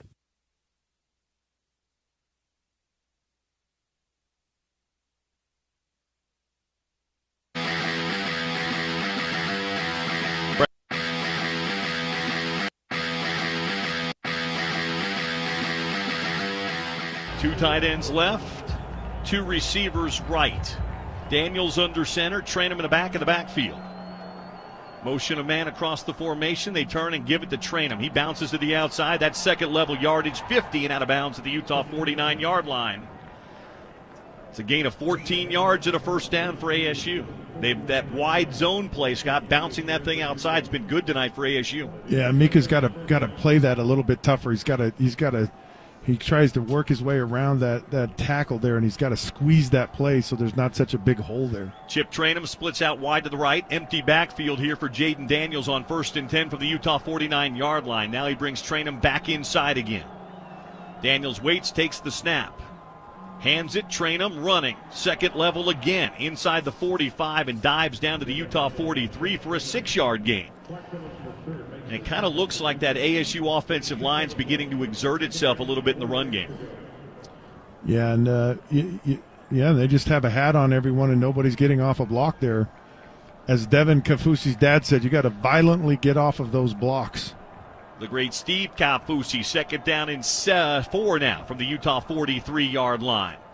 Daniels keeps outside edge, first down yardage, and out of bounds at the Utah 35-yard line. That's an easy 8 yards for Jaden Daniels. Nobody. They all dove inside, and he was wide open to the edge. Yeah, and you got to play that, know that that's going to happen, and it's part of it. So the Devils on the move here, inside of 2 minutes to play before halftime, leading at 14-7. They've got 1st and 10 from the Utah 35-yard line. Pistol formation again. Now they shift everybody around. 2 tight ends on the right-hand side. Rashad White, the back of the backfield now. Here's Pearsall across the formation. They hand it to White. Second level White. 25 and down to the Utah 22-yard line. They are gashing that Utah front right now. They're going to give him the 22 and a 13-yard gain. They're right on the edge of the red zone. And this is that part where they get up into those second levels, and they do such a nice job of getting onto your linebackers. You got to play downhill. These linebackers are catching some of these linemen, and it's just too late. 1st and 10 from the Utah 22 with 1:20 to play now here in the first half. White stays in the ball game. Daniels gives it to him. Rashad White, 15. Rashad White, 10. Dives down to about the 9-yard line. They'll mark him down at the 10. And that's going to be good for first down yardage after a gain of 12. They're in the red zone now. Now they're going to go hurry up. Utah trying to sub here, and ASU, they're just going to run plays. They throw the flanker screen outside and behind, and now the flag flies, and I think we've got an illegal formation or shift. I had a whole bunch of guys over there to the left. Almost looked like the old Daffy Duck offense. Yep, an illegal formation on Arizona State. That'll be a 5-yard penalty and back them up to the 15-yard line. It'll be 2nd down and goal for the 15.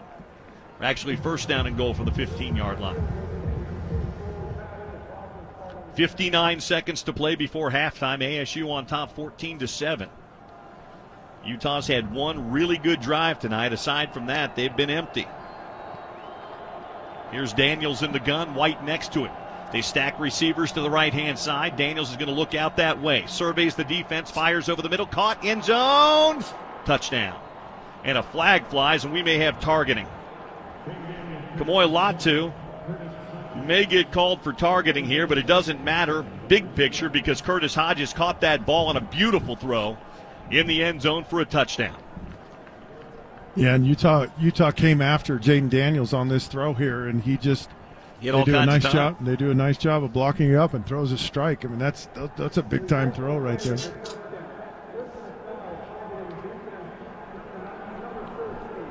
Yep. Personal foul on Latu. They'll look for targeting.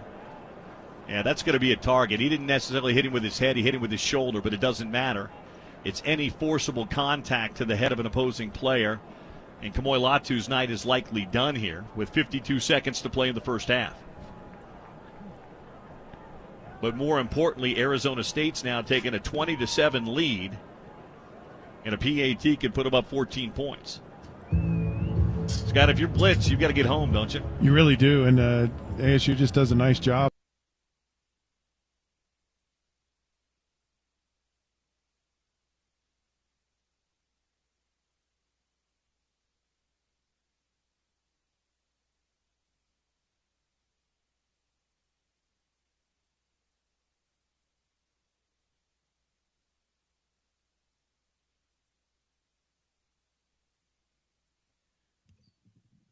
Less than a month left of Salt Lake Bees season. Ticket vouchers coming out from us here at ESPN 700.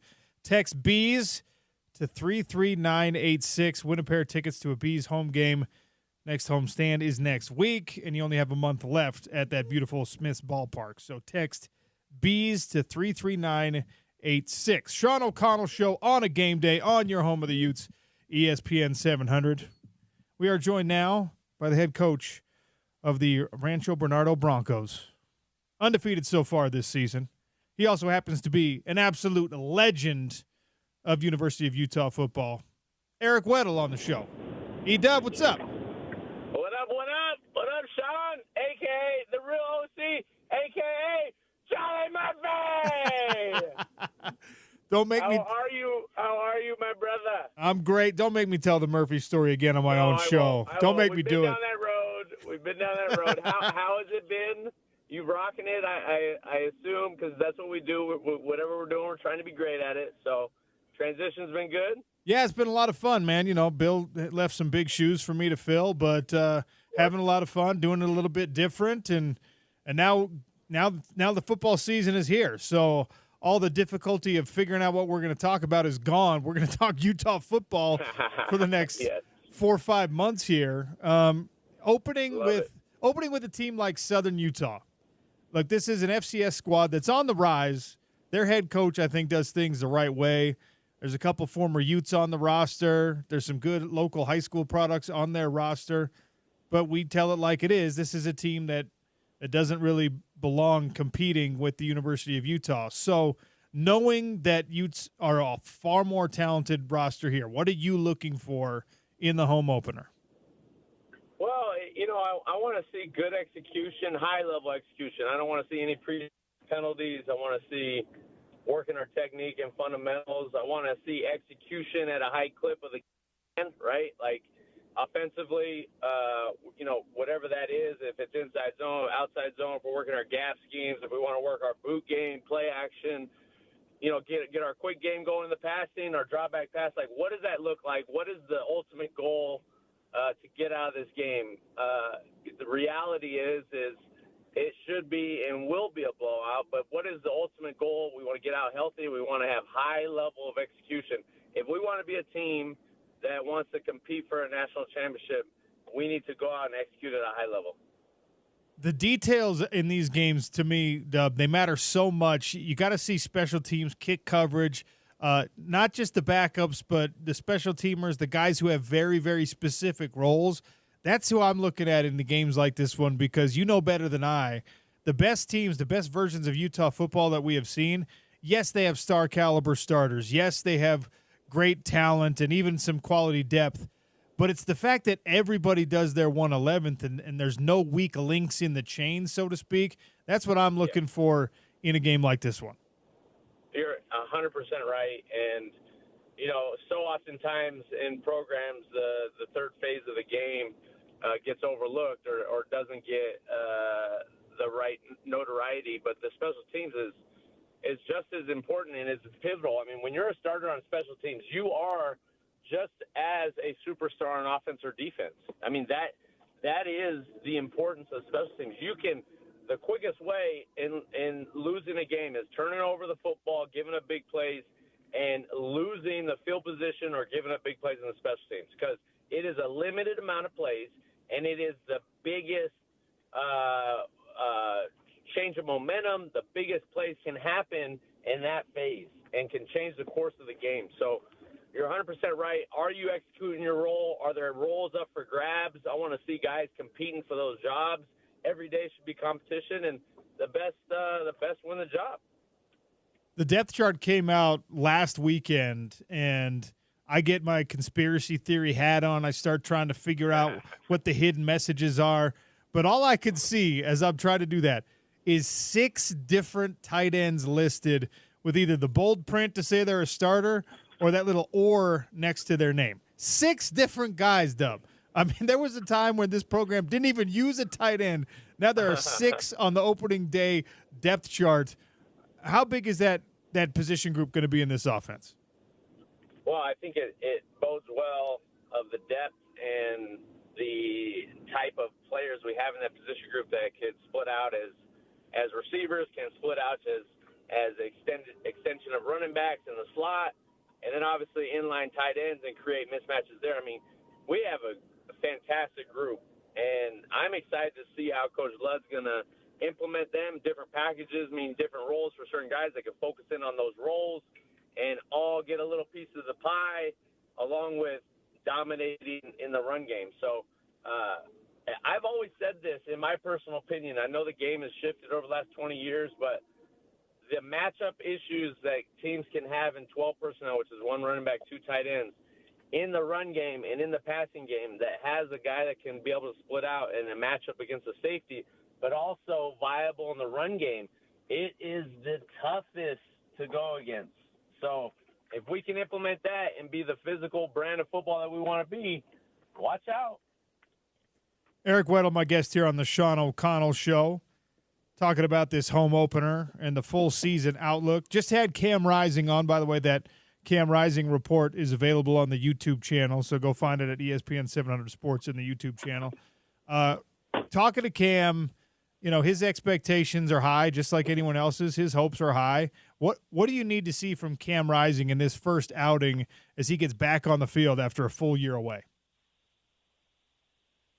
Say again. Sorry, you cut out. I just got out of my truck. You said you talked to Cam and what? Yeah, just expectations for him. Yeah, what do you need to see from Cam in an SUU game? I don't want to see him on the field more than like 3 quarters, but what's Dub looking for when it comes to rising in his performance? I want to see him getting rhythm. I want to see him complete some balls. I want to see him get hit. I want to see him just beat Cam Rising, and it may be a little bit of an adjustment, obviously, with being out for so long and coming off an injury in 2 years. And I just want to see him getting rhythm. I just want to see him getting in and out of the huddle, call the plays, command the offense, make the checks, make the OP calls of the run, and check into a pass. Like, the things that he is at his core, let's go see it, because when Cam plays great for us, we're a tough team to beat. In a Utah uniform, you played the corner position and the safety position. When that depth chart came out, we were looking at the corners, and Kenan Johnson is penciled in as a start, a transfer from Georgia Tech. You got Smith Snowden playing the nickel. We're hoping that he makes a leap forward this year. Really awesome player. Zemiah Vaughn has all the length and the size. He could be a Sunday-type corner. John Randall moved over from the running back position after spring and is already in the 2 deep, and that had some people nervous. What are your thoughts on when you see guys make that switch? We know how difficult it is to play that corner position, but we don't know it like you know it. So in the 2 deep, you've got some young guys, and you got some guys who just made the switch from offense. Your thoughts on that? Yeah, I mean, I think if there's any coaching staff in America that knows what they're doing talent-wise in position changes, it's Utah. And they're doing it for a reason. They probably see a trait or ability to turn and run, to move, to cover. And honestly, competition, man, we don't want to get stagnant. You don't want to think you've arrived. You always want to be pressing the limits and pushing yourself. So anytime you can add more competition to a group is going to be positive for everyone, because it's going to make you push yourself. And I love the new guys in the group, because I think it's for a reason, for depth purposes and for the future. And I'm excited to see those guys play. I mean, I know Scales is excited about the chance of this defense and the secondary. I know we got some young guys, but the talent and upside is one of the top groups he's had in a long time. Eric Weddle for another minute or two here on the Sean O'Connell Show. It's going to be a special night, not only because it's the home opener, but the Ring of Honor opens up. Alex Smith goes in by himself as the first inductee. We were lucky enough to have him on the show yesterday. It was great catching up and having that conversation with, I mean, just an absolute all-time human being and representative of this university. You guys were huge parts of that undefeated Fiesta Bowl season. You crossed paths many, many times at the NFL level as well. I just want your thoughts on Alex Smith. I mean, shoot, what can't you say about the man, the husband, the father? Obviously, an unbelievable player and ambassador of the university, and talk about someone that is an example of fight and grit and toughness and never giving up. And gosh, like an inspiration to everyone. I mean, we're lucky to know him and be friends with him, and to be involved in just a small capacity of his life, because he's just one of one, and not a better inductee to the Ring of Honor. I know it's been in talks over the years, and talking with Mark, I love how Mark just wants to keep expanding and keep pushing and trying to get back to the alums and keep them involved, and to honor the great alums that we've had dating back long time, even back to the 50s, 60s, 70s, all the time. I mean, we got some legends, and for Alex to be the first one, not a better person to go in for us old retired has-beens, and excited for the Ring of Honor and the new guys that go into it each year. So your name's going to be up there at some point. No, you know it, right? Like you never take anything for granted. Hey, stop it. Listen, we know it. Everyone knows it. I put out the question, who goes in next? Yours was like one of the first names that came up. Scott Mitchell came in the studio. I was like, Scott, that man's all over the Utah record books. I said, how long How long will you wait before you start to get mad that no one's called you to say you're going into the Ring of Honor? So, no, I would never, man. I love Utah. I love the people, everyone there. So, like, I listen. Let's get the other old guys that are older than me in there before me. I got a lot of years. I'm gonna live to I'm at least 100. So that's a lot of years that they could get some other guys in there before me. So I'm totally good. All right, you got the coaching hat on. For you, the coaching hat and the dad hat are now intersecting because your boy, first game of the season, already in the books with the touchdown. Give me the scouting report and the breakdown of the first game with Gage Weddle on the Rancho Bernardo varsity squad. Yeah, he's worked extremely hard to put himself in position to go compete, and it's been a quick summer. He graduated 8th grade, and I threw him in there at the San Diego State tournament with the varsity at safety, and he just took it and ran with it and competed with the other guys and started at safety for us. And just really, he's a bigger, more physical version of me. I mean, he's almost 6'2", 175 pounds, and plays like it. He plays with a mean streak, and obviously there's a few plays that he needs to improve on, but to be in there in his first varsity start and to control it and make the checks and do what is asked at the safety position, which I ask a lot of, and he did it at a high regard. So, and then he got some run at quarterback. He's our backup, but we've thrown him in with some packages to, he's earned it. Get a series a game and led the team in rushing, 2 for 4 passing, and scored the leading touchdown. So. It was a good team effort, good win. I'm excited for the Broncos, and I'm excited to be a part of his journey over the next 4 years. Well, compare for me winning as a player, which you did a lot of, even at the Super Bowl level, and now you're coaching these young men and you're developing them and you're watching them have that success that you were chasing when you were young. Is it different kind of gratification? Is it the same? I just know how competitive you are. Yeah. So tell me how much you love winning as a coach. Oh, man.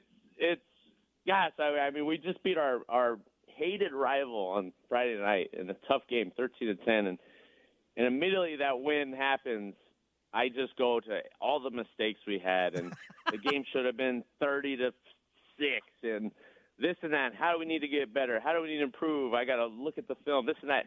So in my mind, I don't appreciate it as much as a coach, which I'm trying to work on because a lot goes into it. You're trying to teach and mentor and grow these young men into role models for the future, right? And so I sometimes don't just take a step back and just smile and say, "Gosh, I'm Friday Night Lights. There's no better place to be right now, helping these young men and appreciate it and then live it and love it and be in the moment." So I'm trying to work on that. So as a player, I was ecstatic because, it's not a care in the world. Like, there's a lot more stress as a coach than there is as a player. But as you see the growth, as I ramble on, the growth and the maturation of your boys from the first day you get them to the end of the season or as they go out throughout your program is 10 times rewarding than anything individual I did as a player.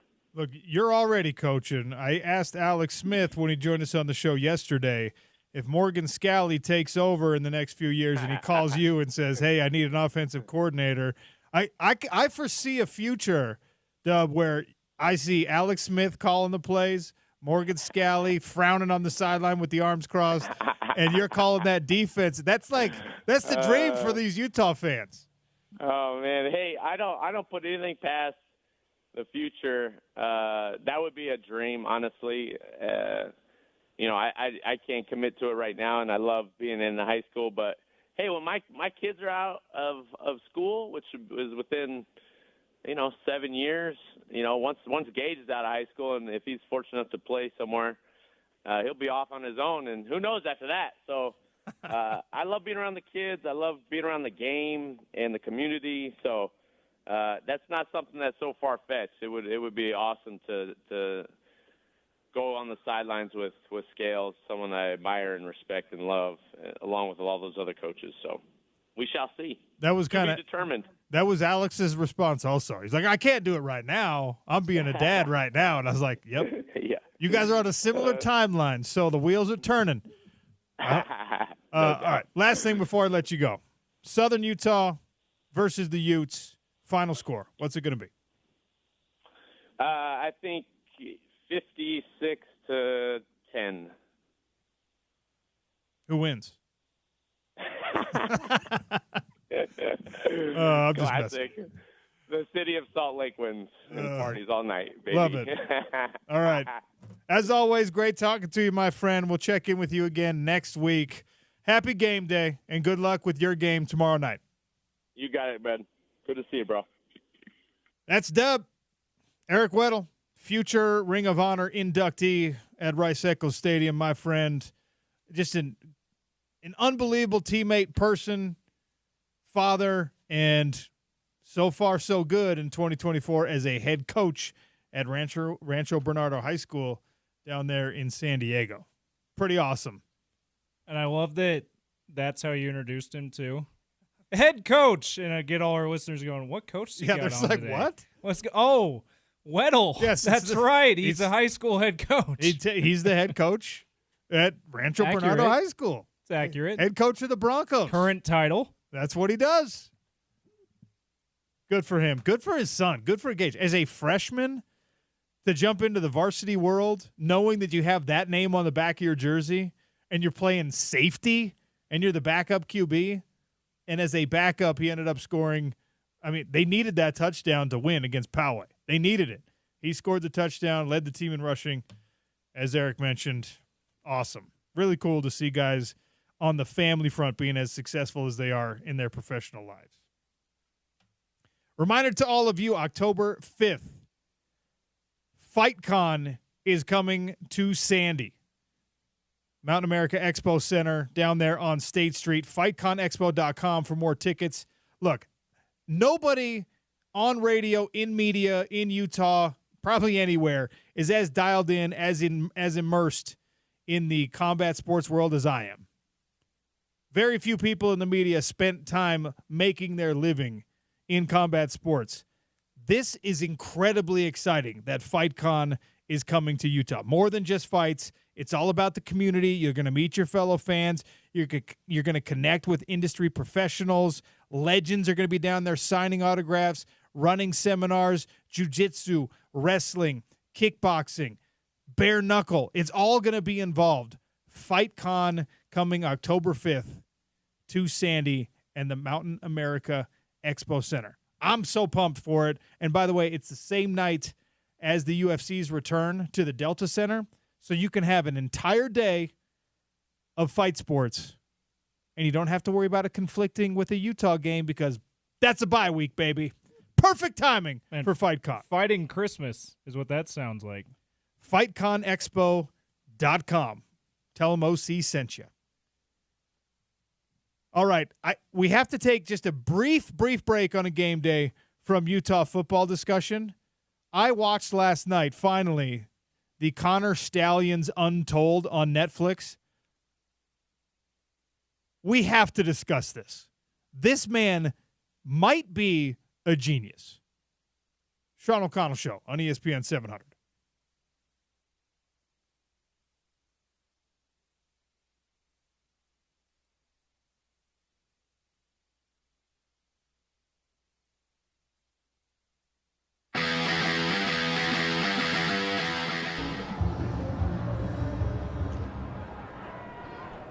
Left foot goes into it. Covey lets it go. Utah will have it 1st and 10 at their own 25-yard line. And our first half being brought to you by Bud Light. They proudly welcome the fans back here to Rice-Eccles Stadium. The fans are back. Good crowd here tonight. Our best crowd of the year, best atmosphere coming in, but the crowd waiting for something to cheer on. They had one really good first quarter, but after that, really the second quarter has been owned, Scott, by the Devils. Really has, and shouldn't be. I mean, there have been plays for Utah to make. The execution is just kind of broken down, whether it's the offensive line or just missed throws. And here we go. 1st and 10 for Cam Rising, who's 6 of 15 for 83 yards. In the shotgun. Handoff, second level. That's TJ Pledger. And he's out to the 35, 36-yard line. Boy, it looked like ASU was offside, didn't it? Looked like that right end jumped into the neutral zone. 45 seconds as the clock stopped. Now they'll snap it again. 42-41. Rising wants it. Takes it. Backpedals. Four-man rush here for the Devils. Over the middle again, TJ Pledger. Makes a man miss in space.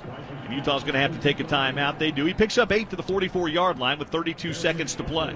Yeah, nice timeout there by Coach Whittingham. Still have one left. But now you're in a position where you can take some shots down the field, and you also get first downs, and because that stops the clock too, and you got that second and short, and at least try a field goal here before the half. We know Jordan Noyes has a big leg. He's the kickoff specialist. He took over after the Washington State game for Jaden Redding, but hasn't done a lot of field goal kicking, Jordan Noyes.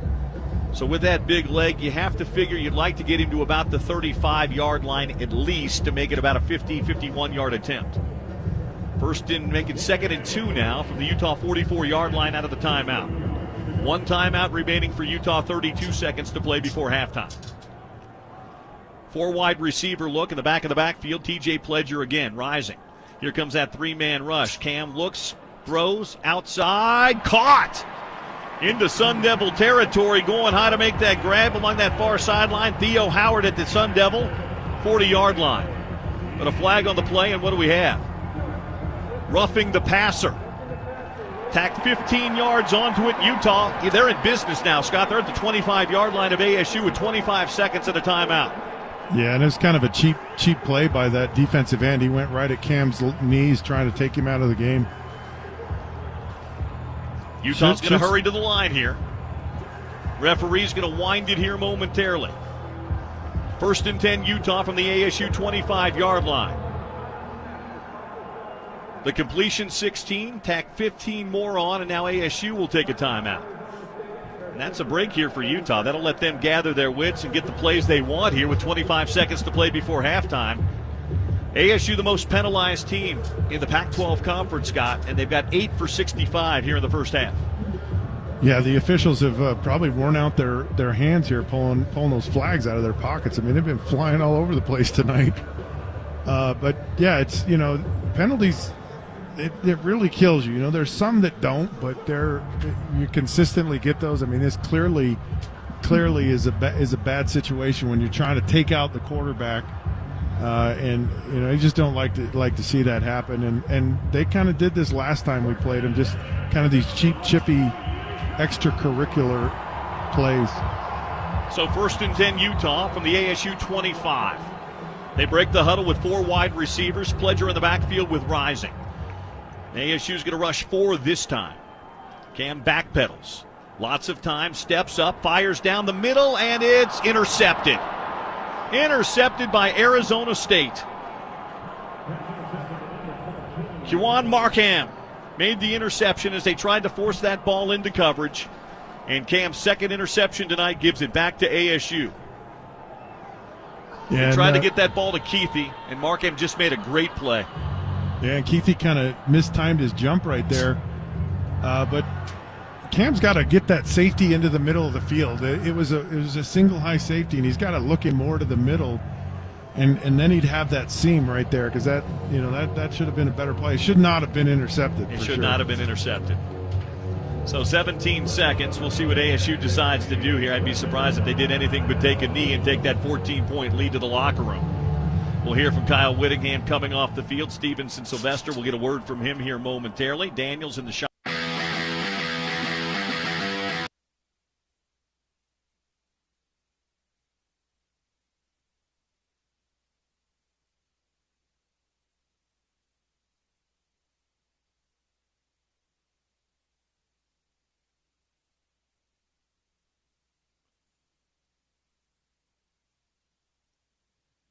ESPN 792.1 FM, happy to support the American Foundation for Suicide Prevention Out of the Darkness Walk, happening September 7th at Veterans Memorial Park in West Jordan. That's 10 a.m.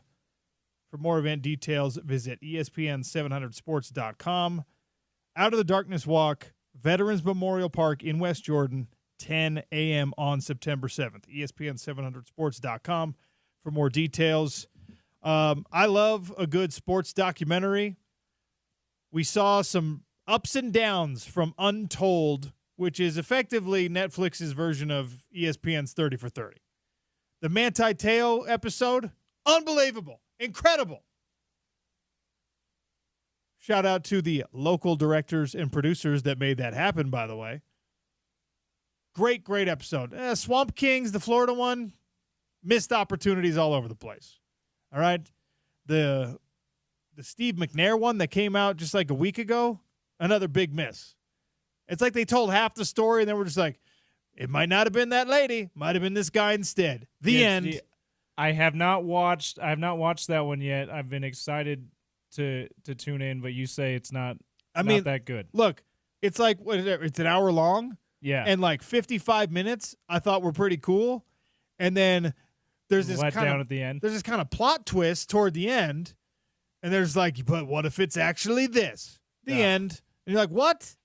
Damn it. You're like, that's not why I watch documentaries. But, I want you to tell me what exactly. happened, okay? This didn't happen recently. Anyway, tragic story. And you hate refreshing yourself too much on those tragic stories. That was my quick tangent. That was the first, like, sports star that I grew up watching. Oh, really? Who died. Okay. Like, so I remember when the news came out that he was murdered, and obviously, I mean, I was a teenager, so I didn't have the depth of empathy that I have now. But obviously, I was sad to hear that one of my great sports heroes had died and was murdered. But it was also like, oh my gosh, like I've never experienced this before. This is weird and sad, not knowing that I watched that guy and I really loved watching that guy, and now he's already passed. Probably the way a lot of young people felt in 2020 when Kobe died. Yeah, but I would imagine.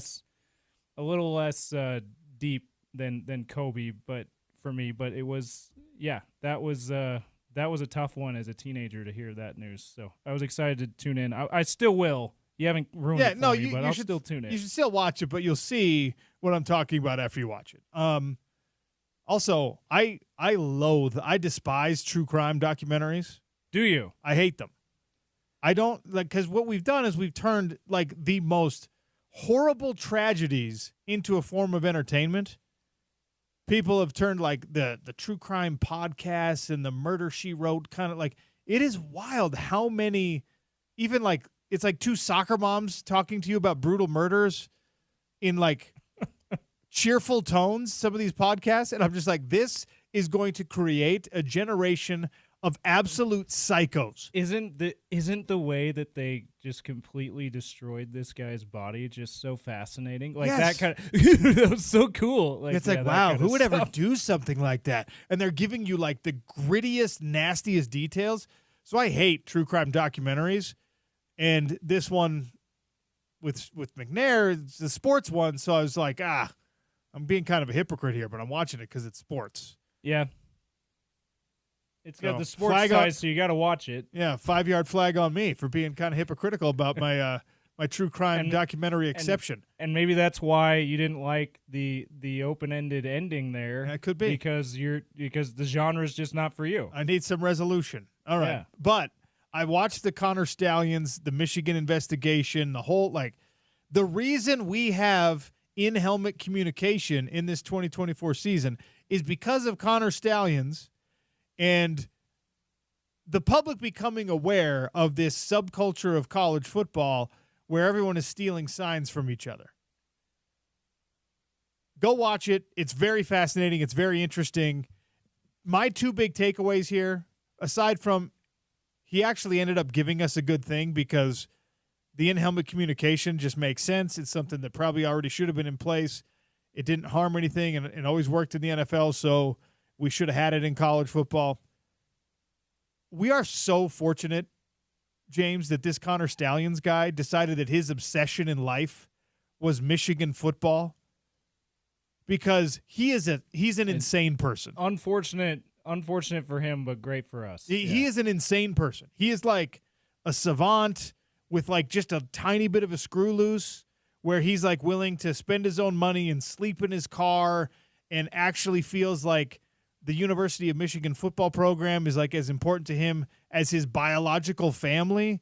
And so we should be relieved that this like borderline psychopath decided that Michigan football, which at the end of the day is a pretty innocuous target for your obsession, like that's what he decided because he's a genius. Yeah. If he had decided to go back to the true crime thing, a nefarious genius, we'd all be screwed. Yeah. This guy, like, he has that kind of like disturbing level of focus in his eyes. He's a really, really weird cat, but so smart. Like, just the little tidbits they give you of how complicated his system was to steal the signs, to mislead other teams that were trying to steal Michigan signs. He's got this recruiting map that he showed briefly on the documentary. Does he have the blueprints of every stadium tattooed on his body? Almost. Is he Schofield-ish? He's a little bit like that. It's really, really creepy. But again, you apply it to where it's just like, I just want to make Michigan win a national championship. And he's like, Jim Harbaugh gave him a game ball. And that's like one of the most important moments of his life. It's also great for Buckeyes fans like myself because it wasn't that long ago that the whole country was focused on Urban Meyer, and his crap with Ohio State. So this was a great like, hey, look at our rivals, how bad they are. Well, that maybe you already knew this, but the documentary explains pretty well that the thing that took it all down for Connor Stallions in Michigan was Ohio State. Yeah, was the Buckeyes ratting out their rival school. And that, my friends, is exactly what college football rivalries are. Yep. Michigan had this like advanced analytics system where they were bending and breaking rules in order to improve their quality of life, so to speak. And Ohio State was just like, hey, it doesn't make sense that they got this good this fast. There's something going on here. It was terrorism and counterterrorism. This was like spy games, but in the college football world. Brohio, amazing. The character on the – have you seen that reference? I have not. The memes that have come out? There's a guy on the documentary who wears sunglasses, a balaclava. You can't see any of his face. He's got a hat on.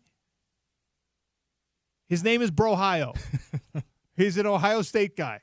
Like, just go watch it. It is really, really interesting, really fascinating. Untold, you're back, okay? The Manti Te'o one had you on top of the sports documentary world, and then you gave us a few duds. This one is awesome. You're back, baby. All right, I'm late on the clock. It's game day. That's the last thing I'm going to talk about that is not related to Utah football opening their season tonight against Southern Utah. Nate Orchard, the mayor of Sac Lake City, will talk with me about the pass rush and its ceiling in 2024. That's next on the Sean O'Connell Show on ESPN 700.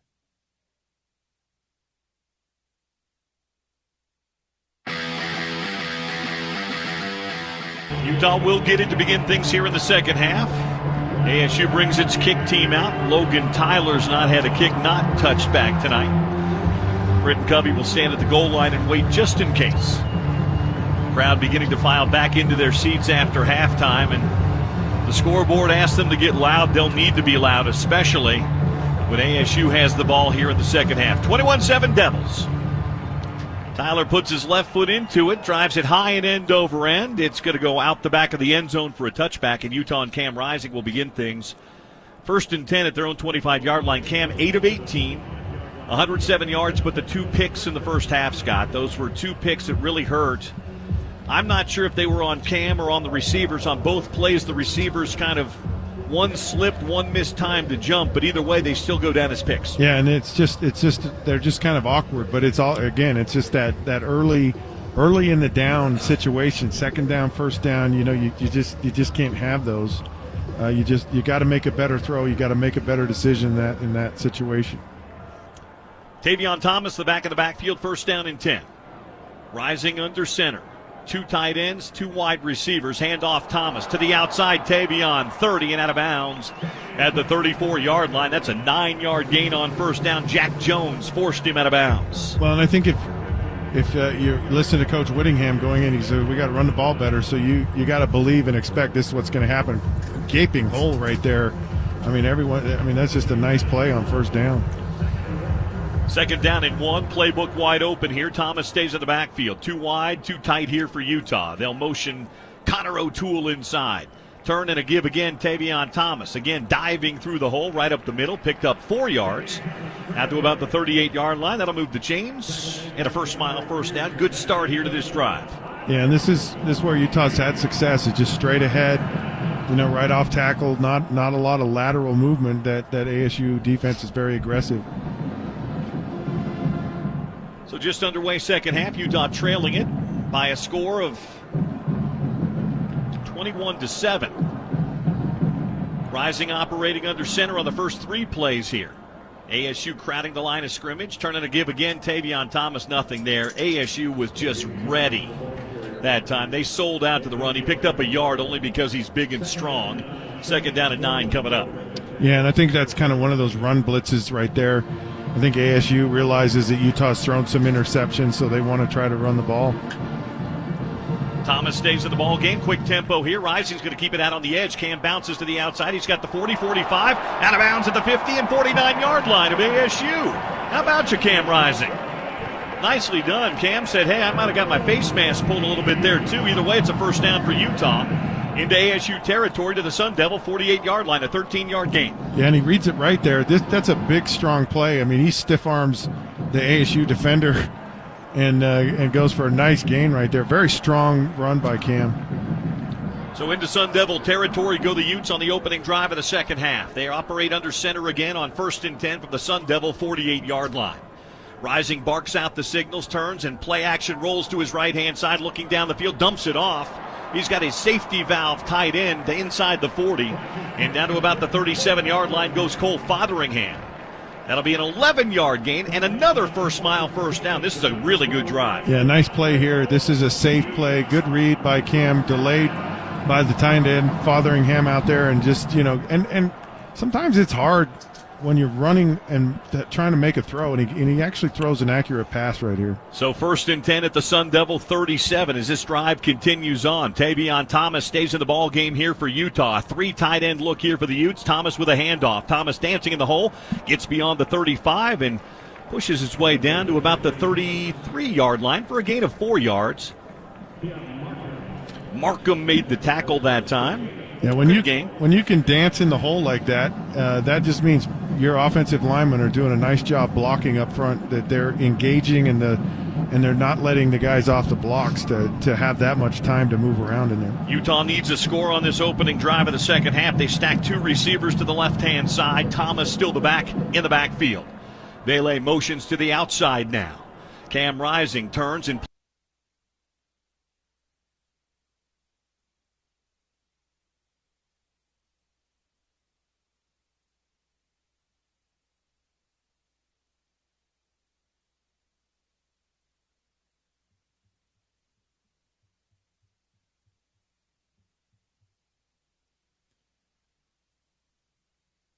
It's game day on ESPN 700. You're listening to the Sean O'Connell Show.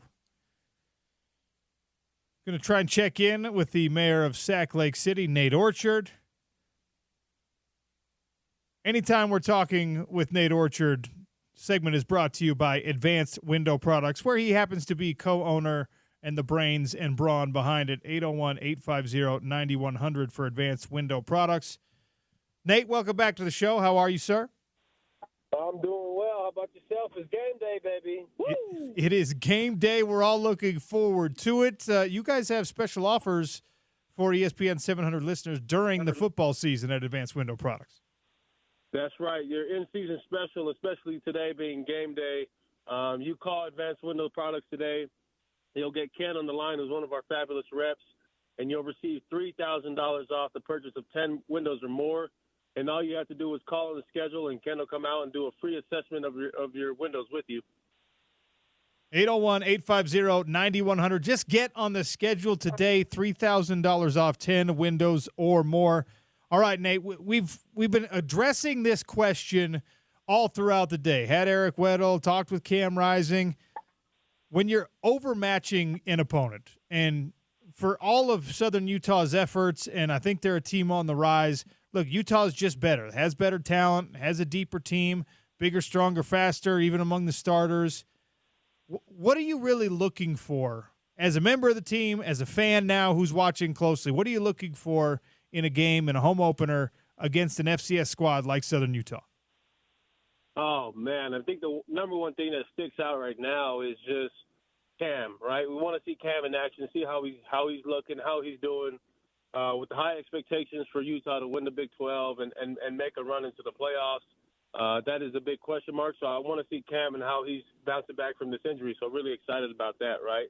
But overall, both sides of the ball, a game like this, what you're really focusing on is just the fundamentals of what you do daily, right? Executing your technique, whether it's, you're in your back pedal, whether you're breaking on a pass, catching, route running, defensive linemen with their hands, their footwork. There's no reason why they shouldn't have a heyday up front. And especially with the offensive linemen, taking on blocks, double teams, getting up to the next level, making sure that, gaps are opening up and running backs are hitting it, and that we're throwing deep balls throughout the game effortlessly, and putting all those things together is really what I would expect, right? And what you would hope wouldn't happen is that Utah, like a few years ago, plays down to the level of the competition where you're coming away with SUU leading the game in the first quarter. But, with that being said, is just for these guys to come out and execute and play at a high level and run around like their hair's on fire. So the high hopes for this defense, they focus mostly on the front seven. You've got a loaded interior defensive line, a defensive ends room that Kyle Whittingham has said is maybe the deepest group on the entire team. You've got linebackers. I mean, Pro Football Focus said that Lander Barton's the number 3 NFL prospect in the linebacker position, and Karene Reed is number 6. You got 2 top 10 linebackers in the country. That's absolutely insane. But I want to focus in on the pass rush because this is something we have high hopes for this year with that depth, with that rotation, with some of the individuals. The role that the pass rush plays in this defense and just how important it is as they break in some of the younger guys in the backfield especially. You can't be pinning your ears back and rushing the passer hardcore on every down, first and second, and your run responsibilities. But give me a sense of how important pass rush is going to be for a team that hopes to win a Big 12 championship. Oh, it's going to be instrumental. In a conference like this, at any given moment, the priority is obviously to stop the run. But my saying, as always, is you earn the right to rush the passer, after you stop the run. And so prioritizing that, as we always have over the years, and, knocking back offensive linemen, creating a new line of scrimmage, and then executing the game plan up front. I know I've seen a few practices, and the D-line is getting off the ball extremely well. It's fun to see them in one-on-ones with their hand combat and getting around the edge and bending. And so you work, through the spring, through summer, you're putting it all together. You come out of fall camp healthy. Now it's time for the guys to paint the picture, man, and go out and get after it. We focus on the defensive ends, obviously, but we were joking almost yesterday about that 2014 year where you guys had a 55-sack season. You were almost 20 sacks, 18 and a half. Hunter Dimmick, who missed 2 games, still had 10 sacks, probably could have been even higher than that if you'd been able to play all 13 games that year. But it wasn't just that. You had interior defensive linemen that were pushing the pocket, and a few of those guys got into I think it was five sacks. Your linebackers had 4 apiece. So not just the defensive ends, but everyone else, especially those interior guys that you were talking about, Junior Tafuna, Keanu Tanuvasa, Samote Pepa. What's their role in pushing the pocket and getting to the passer? Well, it's pivotal when you have those interior guys. Like for me, I was very fortunate, to have Hunter opposite of me, because when you have another player that can get after the quarterback, it makes it hard for offenses to focus their attention on 2 guys that are getting sacks consistently. And so, on the interior side, right, when you have, Filippo Mokafisi, you got Clint, I had Sese, Ianu, who he was a beast. He could bench about 500 pounds. Stevie, Villaseni, guys on the interior that were just dominating the run at the point of attack. But when it came time to rush the pocket, it's important to have that collapse, right? You want the D tackles to be in the quarterback's lap, whether it's a 3-step drop, if he's dropping, from under center. You want them to be able to push that pocket to force the quarterback outside, right? And so that's where, for us defensive ends, we can eat. But as the game goes on, it turns into a chess match, and that's where your line games and stunts up front, where the D tackle's going outside and I'm coming inside.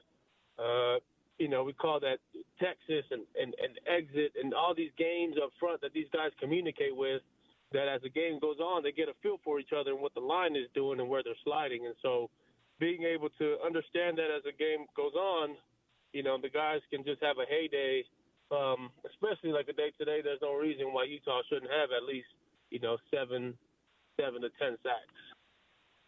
I put the poll question out. We've been talking about it and beating around the bush really all preseason long, but it's actually game day, so I'm making everyone put their predictors on the books. In the regular season, you got 12 games. You're in a brand-new conference in the Big 12. We know what the schedule looks like. It's not the most difficult schedule in the conference, but there are some scary games. I put on the poll, what's the final record going to be in the regular season? 12-0 right now has 13% of the votes. 11-1 is 55% of the votes. 10-2 is 30% of the votes. And Nate, only 3% of people think that it could be anything outside of 12-0, 11-1, or 10-2. I know you're a fan. I know you're an alum. The reasonable Nate Orchard mind thinks that we'll fall where when it's all said and done? I'm going to have to go with 10-2.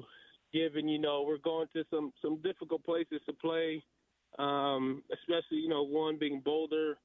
We got UFC, that last away game. That'll be a tough one on the road. There'll be some challenging games for us to where it'll test us down the stretch. But my prediction is the Utes will finish the regular season 10-2. 10-2 is Nate Orchard's official prediction. That one, look, I think it's 10-2 or in the best case scenario 11-1. I don't foresee 12-0 just because we know how these things go. 10-2 gets really interesting because now you're talking about playing a conference championship most likely, and quite honestly probably playing it against another team that is also 10-2. So the winner of that game moves on to a college football playoff. The loser of that game then is a 3-loss team and might be out of the college football playoff picture because we know what the SEC is going to try and do and the Big Ten is going to try and do. In your mind, do you think that Utah or any other Big 12 team as a runner-up in this conference can still make the college football playoff? Yeah, I couldn't agree more, and that's where health is going to be a big factor in all of this, and how the boys make a run here. Keeping your quarterback healthy, having an offensive lineman that can protect him, and keeping your weapons on the outside. I mean, all in all, both sides of the ball, health is going to be everything. But having a key player like Cam Rising healthy throughout the season really gives you more hope and making sure we can make that run. And if things come up where we're having to do the play-in right, gives us a higher probability of making it. So 18.5 sacks in one single season for Nate Orchard. I don't know that this particular group of pass rushers is going to threaten that because I think there's going to be a lot of rotation. I think a lot of reps are going to be distributed. How does one even become like deputy mayor of Sac Lake City? What's the number somebody has to reach for you to look at him and raise an eyebrow and be like, okay, that guy's somebody I really need to watch? Yeah, it's just consistency, right? And for me, I was very fortunate. I played every single one of my college games, didn't miss a single one. And being healthy, right? I believe Jonah had me going for a minute. I thought he was going to make a run for it, but and given now they have the extra games, right? As a team, in order for them to get to 55, I think we know what that number is around 4 a game that they need to have. Yeah, sack wise, individually. It's staying healthy, and there's a strong possibility with this depth chart, with the guys that we have on the roster, between Van, Connor O'Toole, Logan. These guys can make a strong pursuit for chasing my record without a doubt. One more time, the offer that Advanced Window Products is giving to Ute fans, ESPN 700 listeners, anyone who needs some replacement windows. Yeah, without a doubt. If you're listening today and you had the thought of replacing your windows, please give us a call. You may have door knockers or you may have gotten a bid from another company. With all that being said, we are the factory, and that alone, will give you peace of mind, I promise, knowing that if anything comes up with your windows, that we are here to service you and take care of you. So if you had the thought of replacing your window and you want to lock in that $3,000 offer, just call, get on the schedule with Kenny. He can come out, in the next few days or next week whenever your schedule is available. But get on our schedule now just to lock in that $3,000, and then we'll be on our way to take care of you. AdvancedWindows.com, 801-850-9100. That's 801-850-9100. Advanced Window Products. Nate Orchard, he's not just endorsing. This is his company. He is the one making sure that you are taken care of. You can trust the mayor of Sac Lake City. Nate, will we see you at the game tonight? You will see me at the game, and I'm looking forward to seeing you too, my friend. Can't wait. Alex Smith going into the Ring of Honor. We talked to him yesterday. Cam Rising, the Rising Report today. Also talked with Weddle, and now a discussion with Nate Orchard. It doesn't get better than that, Utah football fans. Thanks, Nate. We'll see you tonight. All righty. Take care. Thank you. AdvancedWindows.com, 801-850-9100. $3,000 off, 10 windows or more. Just if you get on the schedule, they'll come out, they'll give you the free bid. It's $3,000 back in your pocket, people. Take advantage of it. Tell them that OC sent you. All right, take a quick one here. Richard Cross is on the call tonight for Utah versus Southern Utah on the television broadcast on ESPN. We'll talk with Richard Cross, what he expects to see from this game tonight. And he's on radio in Mississippi. He's doing daily talk shows about Jackson Dart, who is a Heisman frontrunner and obviously a former high school football player here at Corner Canyon. So we'll get to some of that as well with Richard Cross in 3 minutes on the Sean O'Connell Show, ESPN 700.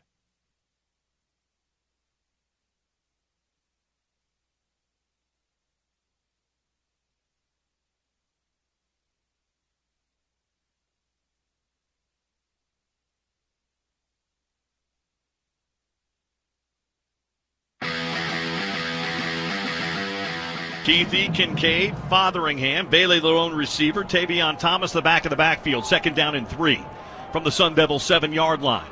Rising turns, gives Tavion Thomas, breaking to the outside, Thomas, end zone, touchdown! Touchdown, Tavion Thomas!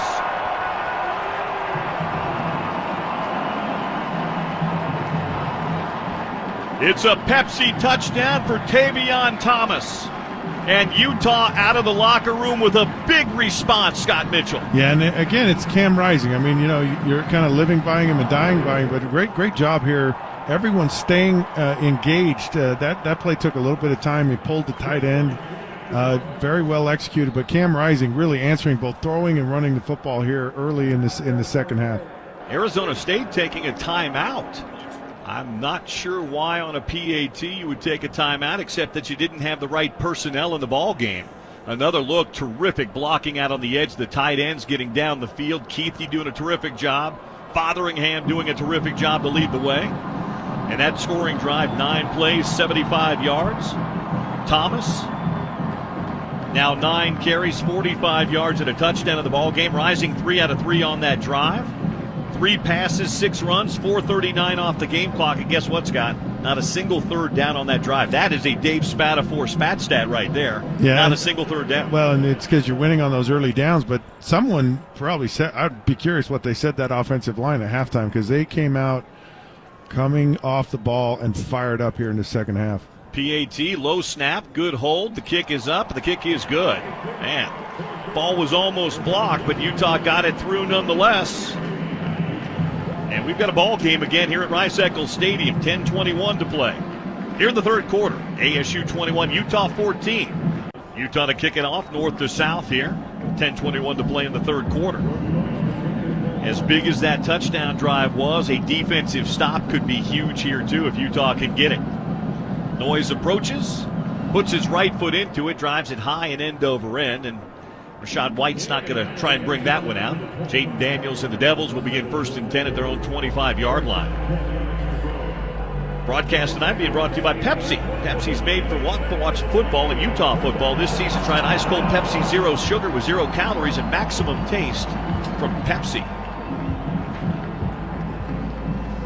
So Jaden Daniels, who was very efficient in that first half, he accounted for all 3 of the ASU touchdowns. He ran 1 in, threw for the other 2. Brings out the Devils 1st and 10. From their own 25-yard line, he operates with Rashad White in the backfield. Utah with 4 at the line of scrimmage. Motion man across the formation. Hand off Rashad White into a pile of Utes off that left-hand side. In a gain of almost 5 yards, Junior Tafuna made the tackle on the play, but 5 on first down for Rashad White. Yeah, and Utah just catching those linemen just a little bit on that last play. 2nd down and 5. They go without a huddle this time. White again diving into the hole. This time he'll be stacked up and driven backwards. Brandon McKinney up from safety. Van Fillinger from his defensive end spot made the stop. That'll bring up 3rd down. See, and that's those 2 plays are the same play, one left, one right, and just the defense attacking on the second one made all the difference. 2 out of 5 on 3rd down in the first half for the Devils. It gets loud here at Rice-Eccles Stadium. Daniels in the gun. 7 in the box for Utah. He's going to pass. Daniels pumps once, looks over the middle, caught and dropped through the hands of Jalen Conyers. Incomplete. That would have been good for a 1st down and then a little bit more, but he couldn't hold on. And Utah gets the stop they need to begin things here in the second half. Well, and what you have is this defense playing, his second read, Utah's playing it tight, and he's got to come all the way back. And, just when you have to reset your feet and look and, bad things can happen. But good job by Utah, 3 and out, getting ASU off the field. Britton Covey stands at his own 25-yard line. Hasn't had much of a chance to return him tonight. Another high-hanging kick. He's going to come up and fair catch it and take it to the 32. And Utah will have a 68-yard field in front of them. 37 yards, no return on the punt. 9:15 to play here in the 3rd. ASU 21, Utah 14. So a big drive here for Utah after the defense gets a stop. Tavion Thomas comes back out. I wonder if they take a shot.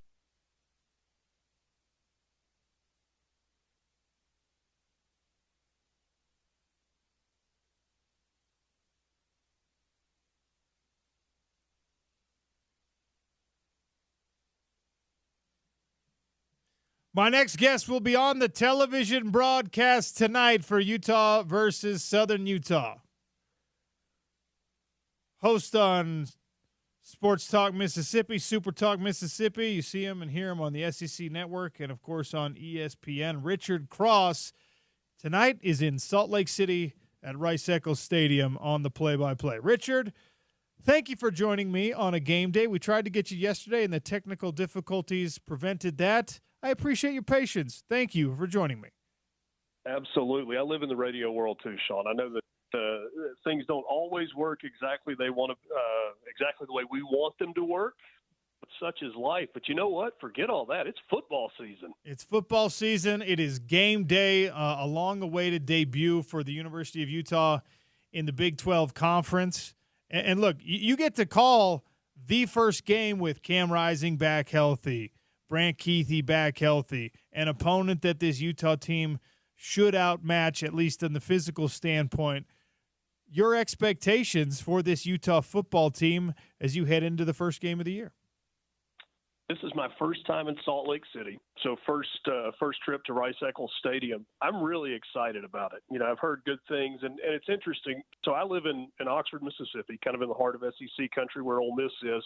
And I've been to a game in every stadium in the SEC. I've been on the sidelines in most places, and there's some great atmospheres. But this is one that from afar I've always admired. It's always on television. It's looked great. It's like, man, that's a spot you'd love to go to a game to. And so to get to do this tonight, to kind of feel the excitement in the stadium as Cam Rising comes back out, when those first notes of CCR crank up in the stadium, and I'm looking forward. The traditions are different all over the place, but between the third and fourth quarter, when they do the 22 seconds of noise, I'm really fired up for this football season. And, Sean, one of the things that on our radio show back in Mississippi that we've talked about, kind of as we talk about college football as a whole, whether it's the best conference or not, I think the Big 12 has a chance to be the most fun conference in all of college football. I certainly think you can make an argument for 5 teams in the mix to win it all, and maybe more if a team or two pops up and surprises you. So this is a really neat way for me to get to start the season. I'm interested in more perspective on that from you because, like you said, down in the heart of SEC country, we know that the top 3-4 teams in the SEC are going to be regarded as the top 3-4 teams in the country sometimes. Utah has been in the Pac-12 conference. There was a lot of parity. There was a lot of depth. There was a lot of opportunities for the number 7 team in the conference to beat the number 2 team in the conference. And ultimately, it hurt the conference and its teams when you had that level of parity. So I'm with you. It's going to be a really interesting year in the Big 12. Will it hurt the Big 12 when it comes down to playoff selection, even in that expanded format where you can get your conference runner-up, maybe even 3 teams from the same conference in, if your champion already has 2 losses heading into championship weekend because it's such a deep year? Are we going to see this bite the Big 12 in the rear? I guess it's possible. It's almost like you want the champion. If you have an upset in the championship game, then you want the team that is upset to be undefeated or maybe have one close loss going into that so that there's a real argument for, okay, 2 teams out of this league. There was somebody that was good enough. Let's just say that, and I don't want to paint a bad picture, but let's say that Utah is 11-1 or 12-0 going into the championship game and they lose to an 11-1 Oklahoma State. And I don't even know if the math works out on that based on schedules, but let's say that's the scenario. If Oklahoma State wins that game, you've got a great argument for 2 teams that deserve to be part of the 12, and I think that's reasonable. But if you've got, let's say it's an 8-4 Oklahoma State team that beats a 10-2 Utah team in the championship game, I think that argument is pretty hard to sell nationally, especially with what may or may not be happening around the rest of the country. But to me, this regular season has a chance to be more fun across the country. So for consumers of college football, whether you live in Seattle or Southern California or Salt Lake City or Athens, Georgia, or Piscataway, New Jersey, just trying to pick all the parts of the country, I think there's a chance for everybody to be invested because there's more opportunity to be part of the tournament at the end. Richard Cross, ESPN play-by-play voice of the Utah-Southern Utah game tonight as we open the season at Rice-Eccles. He's my guest here on the Sean O'Connell Show. I want to pick your brain about the craft of play-by-play a little bit if you don't mind. I do play-by-play, but in the combat sports world, in mixed martial arts on ESPN. College football is my first love, and as you were grinding your way up to the point where they call you and say, hey, do you want to do these games? You're on the mothership. You are on ESPN. How long did it take you to develop your style? Is this something that was natural for you? How much tape study do you have to do before you feel comfortable getting ready to call these games? Just your preparation. It's a fun process. I wasn't a great student in school, not because I wasn't capable, but because I didn't love homework. And that seemed to be a bit of a problem. So there was no academic all-SEC student work for me along the way. But I have found that when you love a subject, when you love subject matter, it makes it a whole lot more fun. I mean, I've been, kind of transferring notes even this afternoon as I'm sitting here, and we've gone through coaches' meetings and, calls with Southern Utah's coaches throughout the course of the week and going through game notes and just trying to get all of that in a concise way. I have heard a rumor, Sean, along the way that people who use cheat sheets on tests, certainly not suggesting that that's a thing, actually end up learning the material. And it's like you don't actually need the cheat sheet. And in a lot of ways, that's what these boards are that I'll have in front of me. It's like the world's largest cheat sheet where I've got everything there But in the process of building those and putting notes down and kind of going through teams and reading stories, listening to your radio show a couple of weeks ago to try and get a little bit of a local insight on what was going on and what the vibe was coming into the year, it's like I feel like I know these teams pretty well going in. So that's part of it. Yeah, but you asked, there's no magic formula for kind of working your way up the ladder. Or if there is, I haven't discovered it. I've primarily done American Conference games, streaming on ESPN Plus for the last 2 years, and some SEC Network stuff and a little bit of ACC Network stuff. My background, though, first was in radio on kind of the play-by-play and analyst side, working with Ole Miss Radio Network starting when I was in school. And then when the SEC Network came online in 2014, that created some opportunities, not just for me, but for a lot of play-by-play announcers kind of in that part of the country who, desperately wanted to do TV stuff, get some opportunities and get some exposure to, I guess, some of the brass at ESPN that make decisions. It has not been a fast process, but it's been fun. And I feel like I've maybe garnered a little more patience as this has gone away. You always want more games. You always want better games. And I was pretty fired up. I know it feels like I keep going back to this, but when they said, hey, we're going to move you over to the Big 12. And the difference in the Big 12 streaming package and, for example, the SEC Network Plus, their online streaming package, for the SEC, it's almost all, the FCS games, the bye games that are in there. And they're either week 1, week 2, or like week 11 at the end of the year. With the Big 12 streaming package, I mean, there were a couple, maybe 3 top 25 matchups that ended up streaming. So there are going to be some really good games as the season goes along. So announcing games at Utah, at BYU, at Hawaii, at Washington, there is a unique challenge. There's a plethora of Polynesian names on this roster. I know that is also the case now in SEC country because the Pacific Islands have generated some of the best talent in the collegiate level and obviously all the way up into the pros. How much extra practice have you had to do on the pronunciations on this Utah roster and the Southern Utah roster? They've got a few as well. All right, so the offensive line, I'll let you check me on this. Caleb Lomu. Yeah. Tanoa Togiai. Yeah. Aaron Kump. That one's easy. Michael Mokafisi and Spencer Fauna. You're golden. You're golden. There we go. 5 for 5 on the offensive line. I've got phonetic spellings on my charts that are kind of there. And as long as I'm able to read, it maybe have to slow down a little bit. It may not come out as quickly as I would like to. The first game I ever did on the SEC Network was a basketball game. It was a South Carolina game. There were 12 people that watched that game. It was directly opposite the SEC football championship game. So it was SEC Network. And South Carolina at the time had 2 players that were from kind of the Eastern Bloc. Okay. And I felt like, okay, if I get past this, I'm going to make it. We'll be able to do this forever. There's a former basketball player at Dane Bradshaw that played at Tennessee, and he and I talked about that later. He said, it's funny you say that. He said, I spent so much time that when I started talking about them, I was like, these 2 young men from Poland. And then I realized later I was so focused on the pronunciation that I completely messed up their nationality. They were Croatian, not Polish, when it was all said and done. But that's how it worked out. So, yes, there is a fear there. That's one of those basic things you really want to try to actually get the names right. I'll tell you what, that's one of the funniest things. Funny might be the wrong word. It's one of the most particular things about the local fan base here.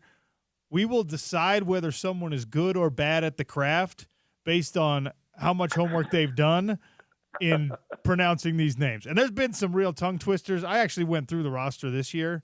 I grew up around a bunch of Polynesians here in the Salt Lake Valley, so I'm practiced at it. I know not everyone is. And I looked, and I was like, you know what? There are a lot of Polynesians on this roster, but there aren't a lot of tongue twisters. There's a lot this year that are exactly what you're talking about. They're like phonetically pronounced, kind of how they're spelled. So I'm not trying to put more fear in you. I think you're going to do great. You already did awesome with the offensive lineman there. So I built some confidence on that, but I'm just letting you know you will get feedback from the fans here based on that and that alone. You could screw up Everything else, you could be like, that was a encroachment penalty when really they were saying false start. People wouldn't even bat an eye at that. But if you get like Logan Fano's name wrong, they're going to come for you. Just help me on this one. It's Cam Rising. Is that correct? Yeah, you got that one right. Like that's the one I need to know at least for a couple of quarters tonight. Yeah, that one's going to matter a lot. I want to talk to you about a quarterback not named Cam Rising while I have you, because we don't. Can I interrupt you before you do that? I want to say one thing because to your listeners here in Salt Lake, and forgive me for hijacking this. I hope you know, if you're a Utah fan, how good it is that Kyle Whittingham's the head coach. He was absolutely prototypical what I expected in our coaches' meetings yesterday. He walked in, he's drenched from head to toe, hair sweaty, he's got a Gatorade tower around his neck, he's just come out of the weight room. But in terms of like big picture, program building, culture building, the way he's kept a staff together, it's really, really good stuff with Kyle Whittingham. And I only say that to say that, like, I get that college football fan bases can be incredibly fickle, but this guy, from all of the coaches that I've been around, he's as good as it gets.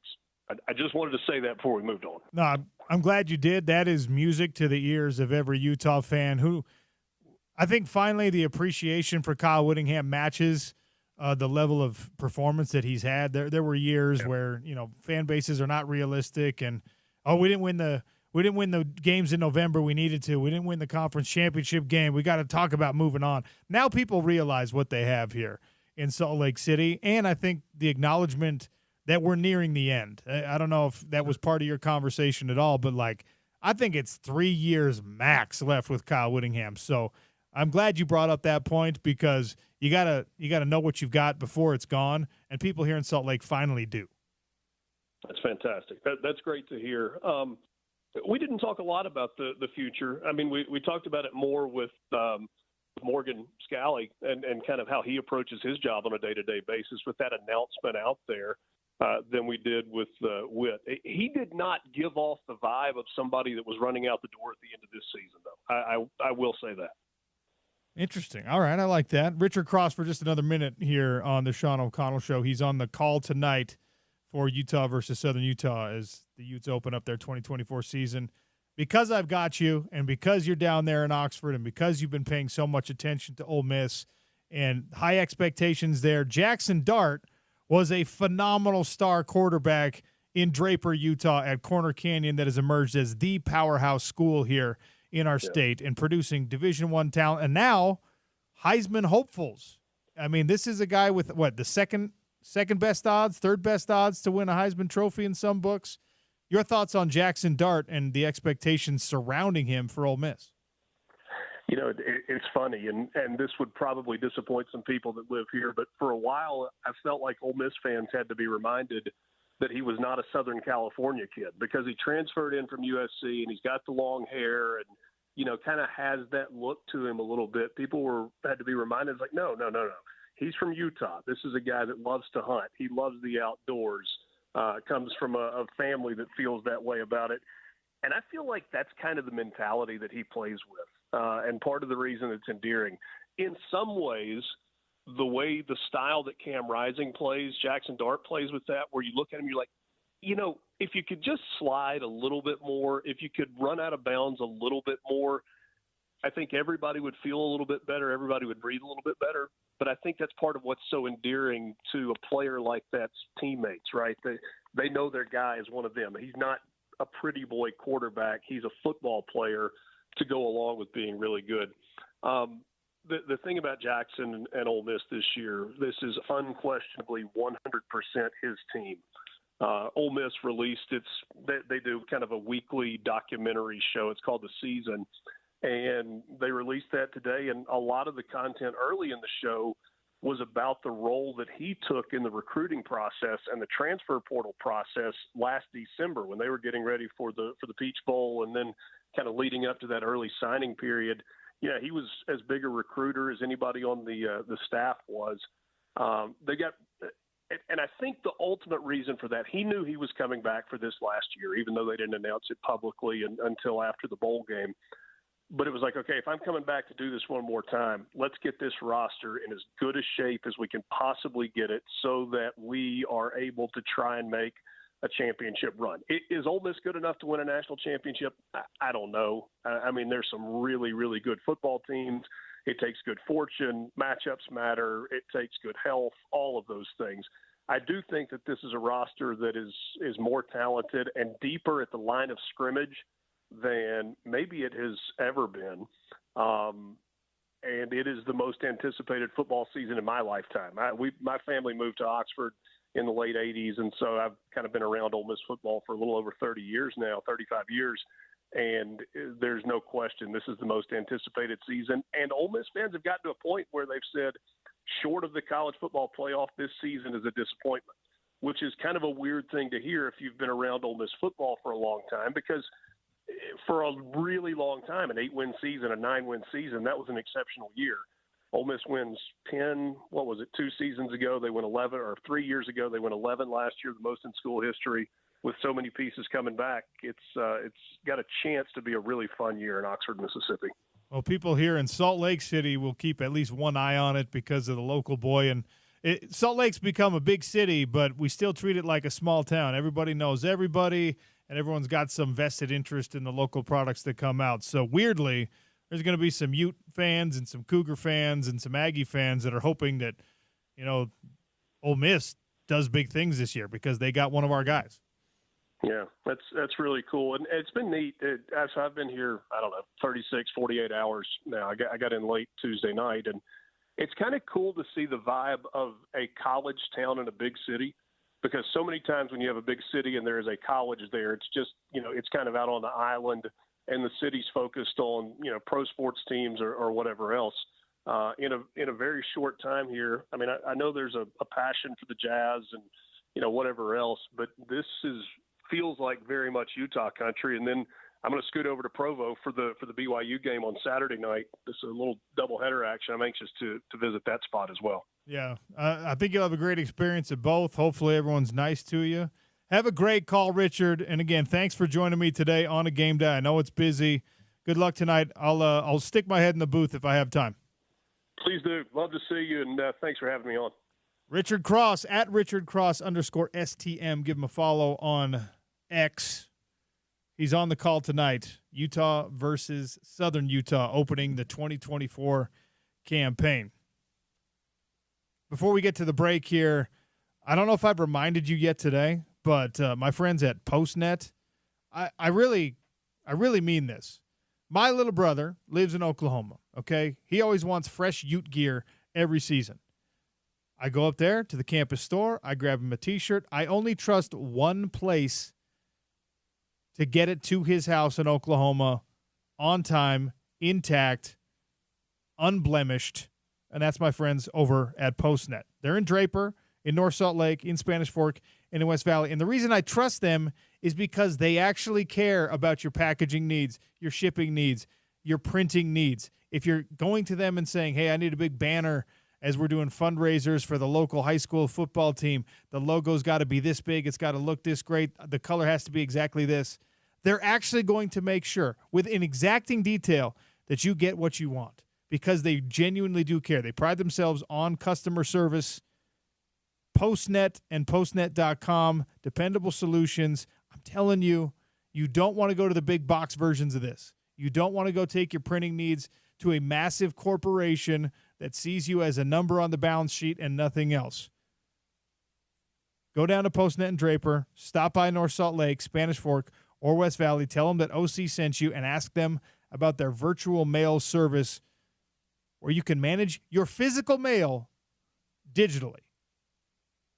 Some final thoughts on a game day as the Sean O'Connell Show wraps up.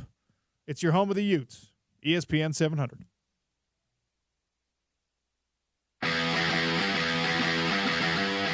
First and 10, Utah on the move again. Mekhi Bernard in the ball game now. Rising, operating under center, 3 receivers. Now Covey goes in motion. Cam checks the defense, turns. He'll run the reverse, and now it's a throwback. Covey wanted to throw, decides not to, stays on his feet anyway. Britton Covey to the outside, 40, 35, and belted down at the 34-yard line. Swung down. Is that going to be a personal foul? It's not. But a heck of a decision and a heck of a run by Britton Covey, making something out of nothing. An 18-yard gain to the 34-yard line for Britton Covey. They actually give him the 32, so it's a 20-yard gain for Britton Covey. Well, and it's a pretty savvy play because they were going to actually throw the ball. That was a designed pass.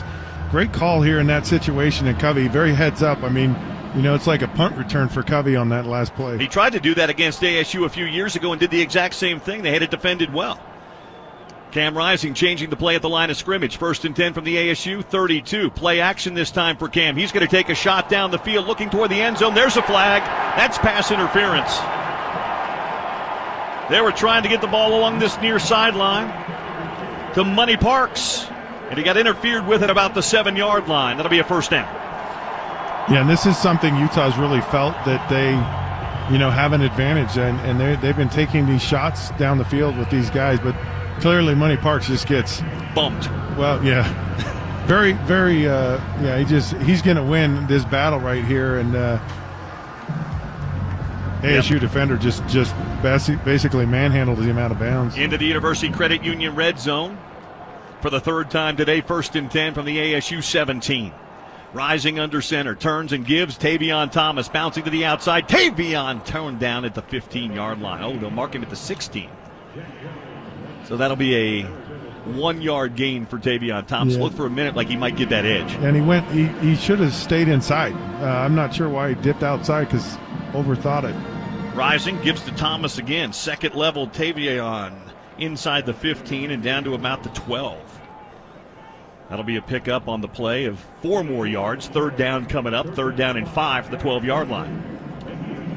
Yeah, he just bowls over the defender for ASU, sitting right in the hole. That was all Tavion Thomas again. I mean, this guy is a hard guy to bring down, especially when he gets ahead of steam and runs straight ahead. Utah, 3 out of 6 on 3rd down. They flex 2 receivers left and 2 receivers right. Rising out of the gun with Thomas next to him. He'll pass. Cam looks, surveys, throws outside. It's caught at the 10, to the 5, to the 5, to the 4, to the 3, and out of bounds. Goodness gracious. Britton Covey flexes. Oh, he just got a flag. Britton Covey is going to get an unsportsmanlike conduct. He flexed after the 1st down. They're going to back him up 15 yards. Oh, Britton, you've got to be better than that.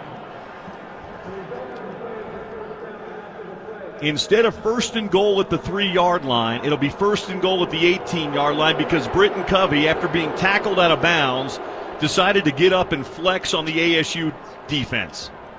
Yeah, and I mean, he's kind of getting pile-drived out of bounds. It kind of makes a little statement. I mean, very questionable call there. It's kind of, you just need to maybe not call anything in that situation. Well, they'll say after the play, and it's actually going to be 1st and 10.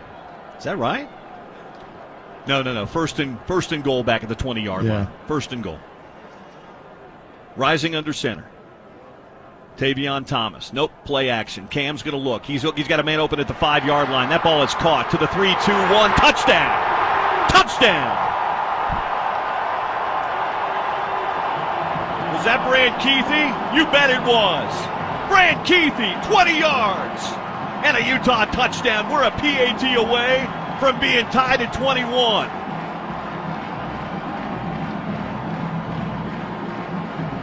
Keithy found a hole in that zone defense ASU was playing, and then brute strength got him in the end zone. Yeah, and I like Utah, the aggressiveness to still throw the ball down here.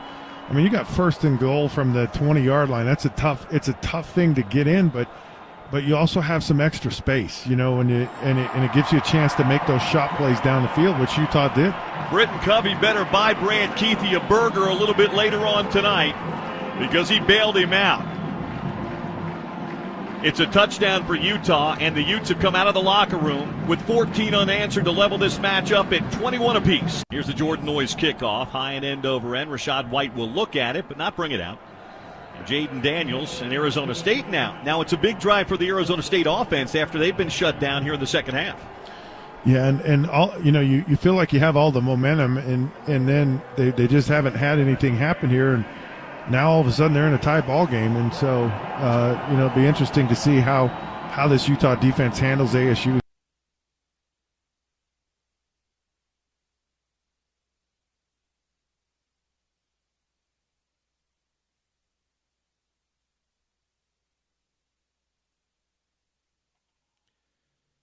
Time for a little crosstalk with Spence Checketts. The Drive with Spence is coming next here on ESPN 700. A limited run today because we get into the pregame coverage after, an hour?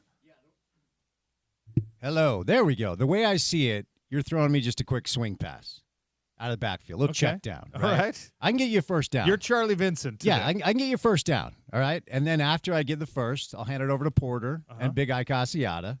Live at our tailgate, the ESPN 700 tailgate. Then I'm going to head home, I'm going to walk the dog, run a couple errands, got to hit the grocery store. Then I'm going to go to our tailgate at about 4:30 and just kind of take in the whole scene. And as you know, I live up on campus now, and so part of my morning routine is walking the dog. In the dorms. Spence lives in the dorms. In the dorms, one bedroom, gets a little weird, 46 years old, no big deal. And I walked right by Rice Eccles today, walked right by the tailgate, and it got me legitimately juiced. You need kind of a game day, and you know the deal. You've been doing radio for long enough that in this market, all due respect to RSL, July and August, just like, all right, who are the top 5 Utah receivers of all time? Text it in.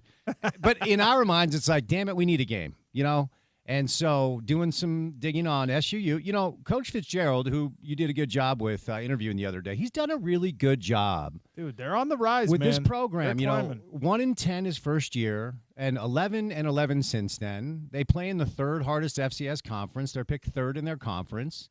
Look, I'm not painting this as something Ute fans should be worried about, but I don't see 73-3 or whatever the hell it was a few years ago. And remember that game, Sean. SUU was up 7-0 with like 3 minutes left in the first. And I'm looking around, the crowd's getting all nervous. And, it's always funny with Ute fans. If it's not 70-0 after 2 possessions, even though that's not possible, people start panicking. Yeah. But, I'm pumped. I love opening day. The weather's really good. It's warm, but it's not too warm. So I would say shorts, collared shirt. But head on up to the tailgate. Come see us. And, then I'm going to head in and check out the pregame. It's going to be a great night at Rice Eccles. Alex Smith getting inducted into the Ring of Honor. It's just football season being back and this anticipation and a season with a new conference, but kind of the same old Utah championship contending product. It feels like we're in for a special year. I think BYU is going to be better than the expectations laid out by the poll. Yeah. And I think Southern Utah is going to be pretty decent. I think Weber State's going to have a solid year. So it's going to be a good football year in the state of Utah, in my mind. Yeah, I think it will. And, we're going to see – I was looking at some lines. Colorado, North Dakota State. Colorado's a 9-point favorite, and that game, will tell us a lot. Colorado's breaking in 5 new offensive linemen. We get West Virginia Penn State this weekend for Big 12 fans, hoping for some non-con success. We get Georgia Clemson. Week 0 was fine. We had that FSU, Georgia Tech game, but there's a lot of good Week 1 games to kind of whet our appetite. And 12-team CFP, it's interesting because I was listening to Klatt this morning. He's talking about this as like a historic season because we'll look back on the first year of the CFP expanding to 12 and, how did it work out? And part of me wonders if that's propaganda type for a college football guy because I don't know what's next. Right. And so, as I say, every year at the start of the season to college football fans who are lunatics, and I love them, you wait all off season for this. You get 6 days of home Utah football. So say yes. OK, if somebody's calling you and say, I've got an extra ticket today or you want to go tailgate and you think, oh, it's SUU, I got to get somewhere. Go to the game. You only get 6 of them because all off season. What do we hear? Oh, OK, the Jazz. I'll tune in when it's football season, okay? And now it's football season. You get 6 of these things, man. Go. I don't care if it's SUU. Go up, get there early, stay in your seats for halftime for Alex, and enjoy it, man. It's back. It feels like it's been a long time. Crosstalk with Spence brought to you by Bolt Skin and Shave. Bolt is the first brand for men who shave their legs.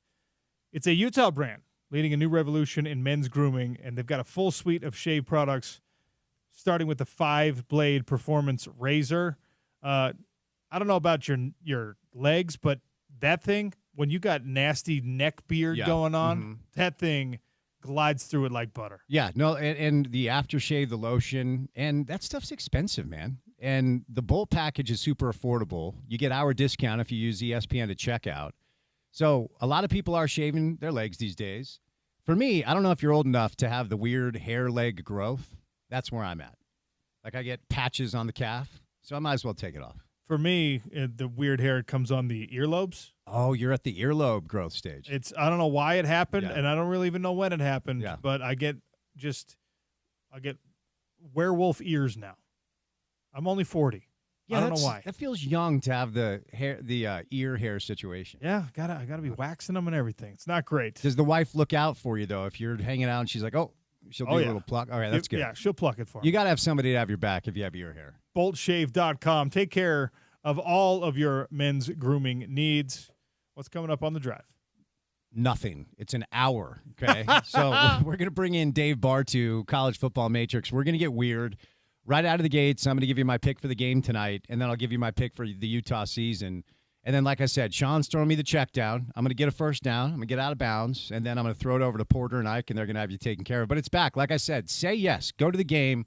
Don't be a snob. Get there early. Be loud. Stay there for halftime for Alex. Let's have a good time. All right, September 7th, Jason Aldean is coming, 877-353-0700 for some Jason Aldean tickets. And some FightCon tickets if you know the answer to this question. Pro Football Focus ranked the top NFL prospects at the linebacker position. 2 Utes were named.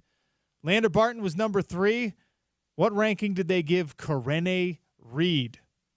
Pro Football Focus, NFL prospects in the 2025 draft at the linebacker position. 877-353-0700. 4 tickets to FightCon and to Jason Aldean if you know where Karene Reed was picked in that ranking. That's it for the Sean O'Connell Show. We will see you at Rice-Eccles Stadium tomorrow. We will look back on this game, and we will look forward to the rest of the college football landscape's opening weekend. Stay tuned for The Drive on ESPN 700.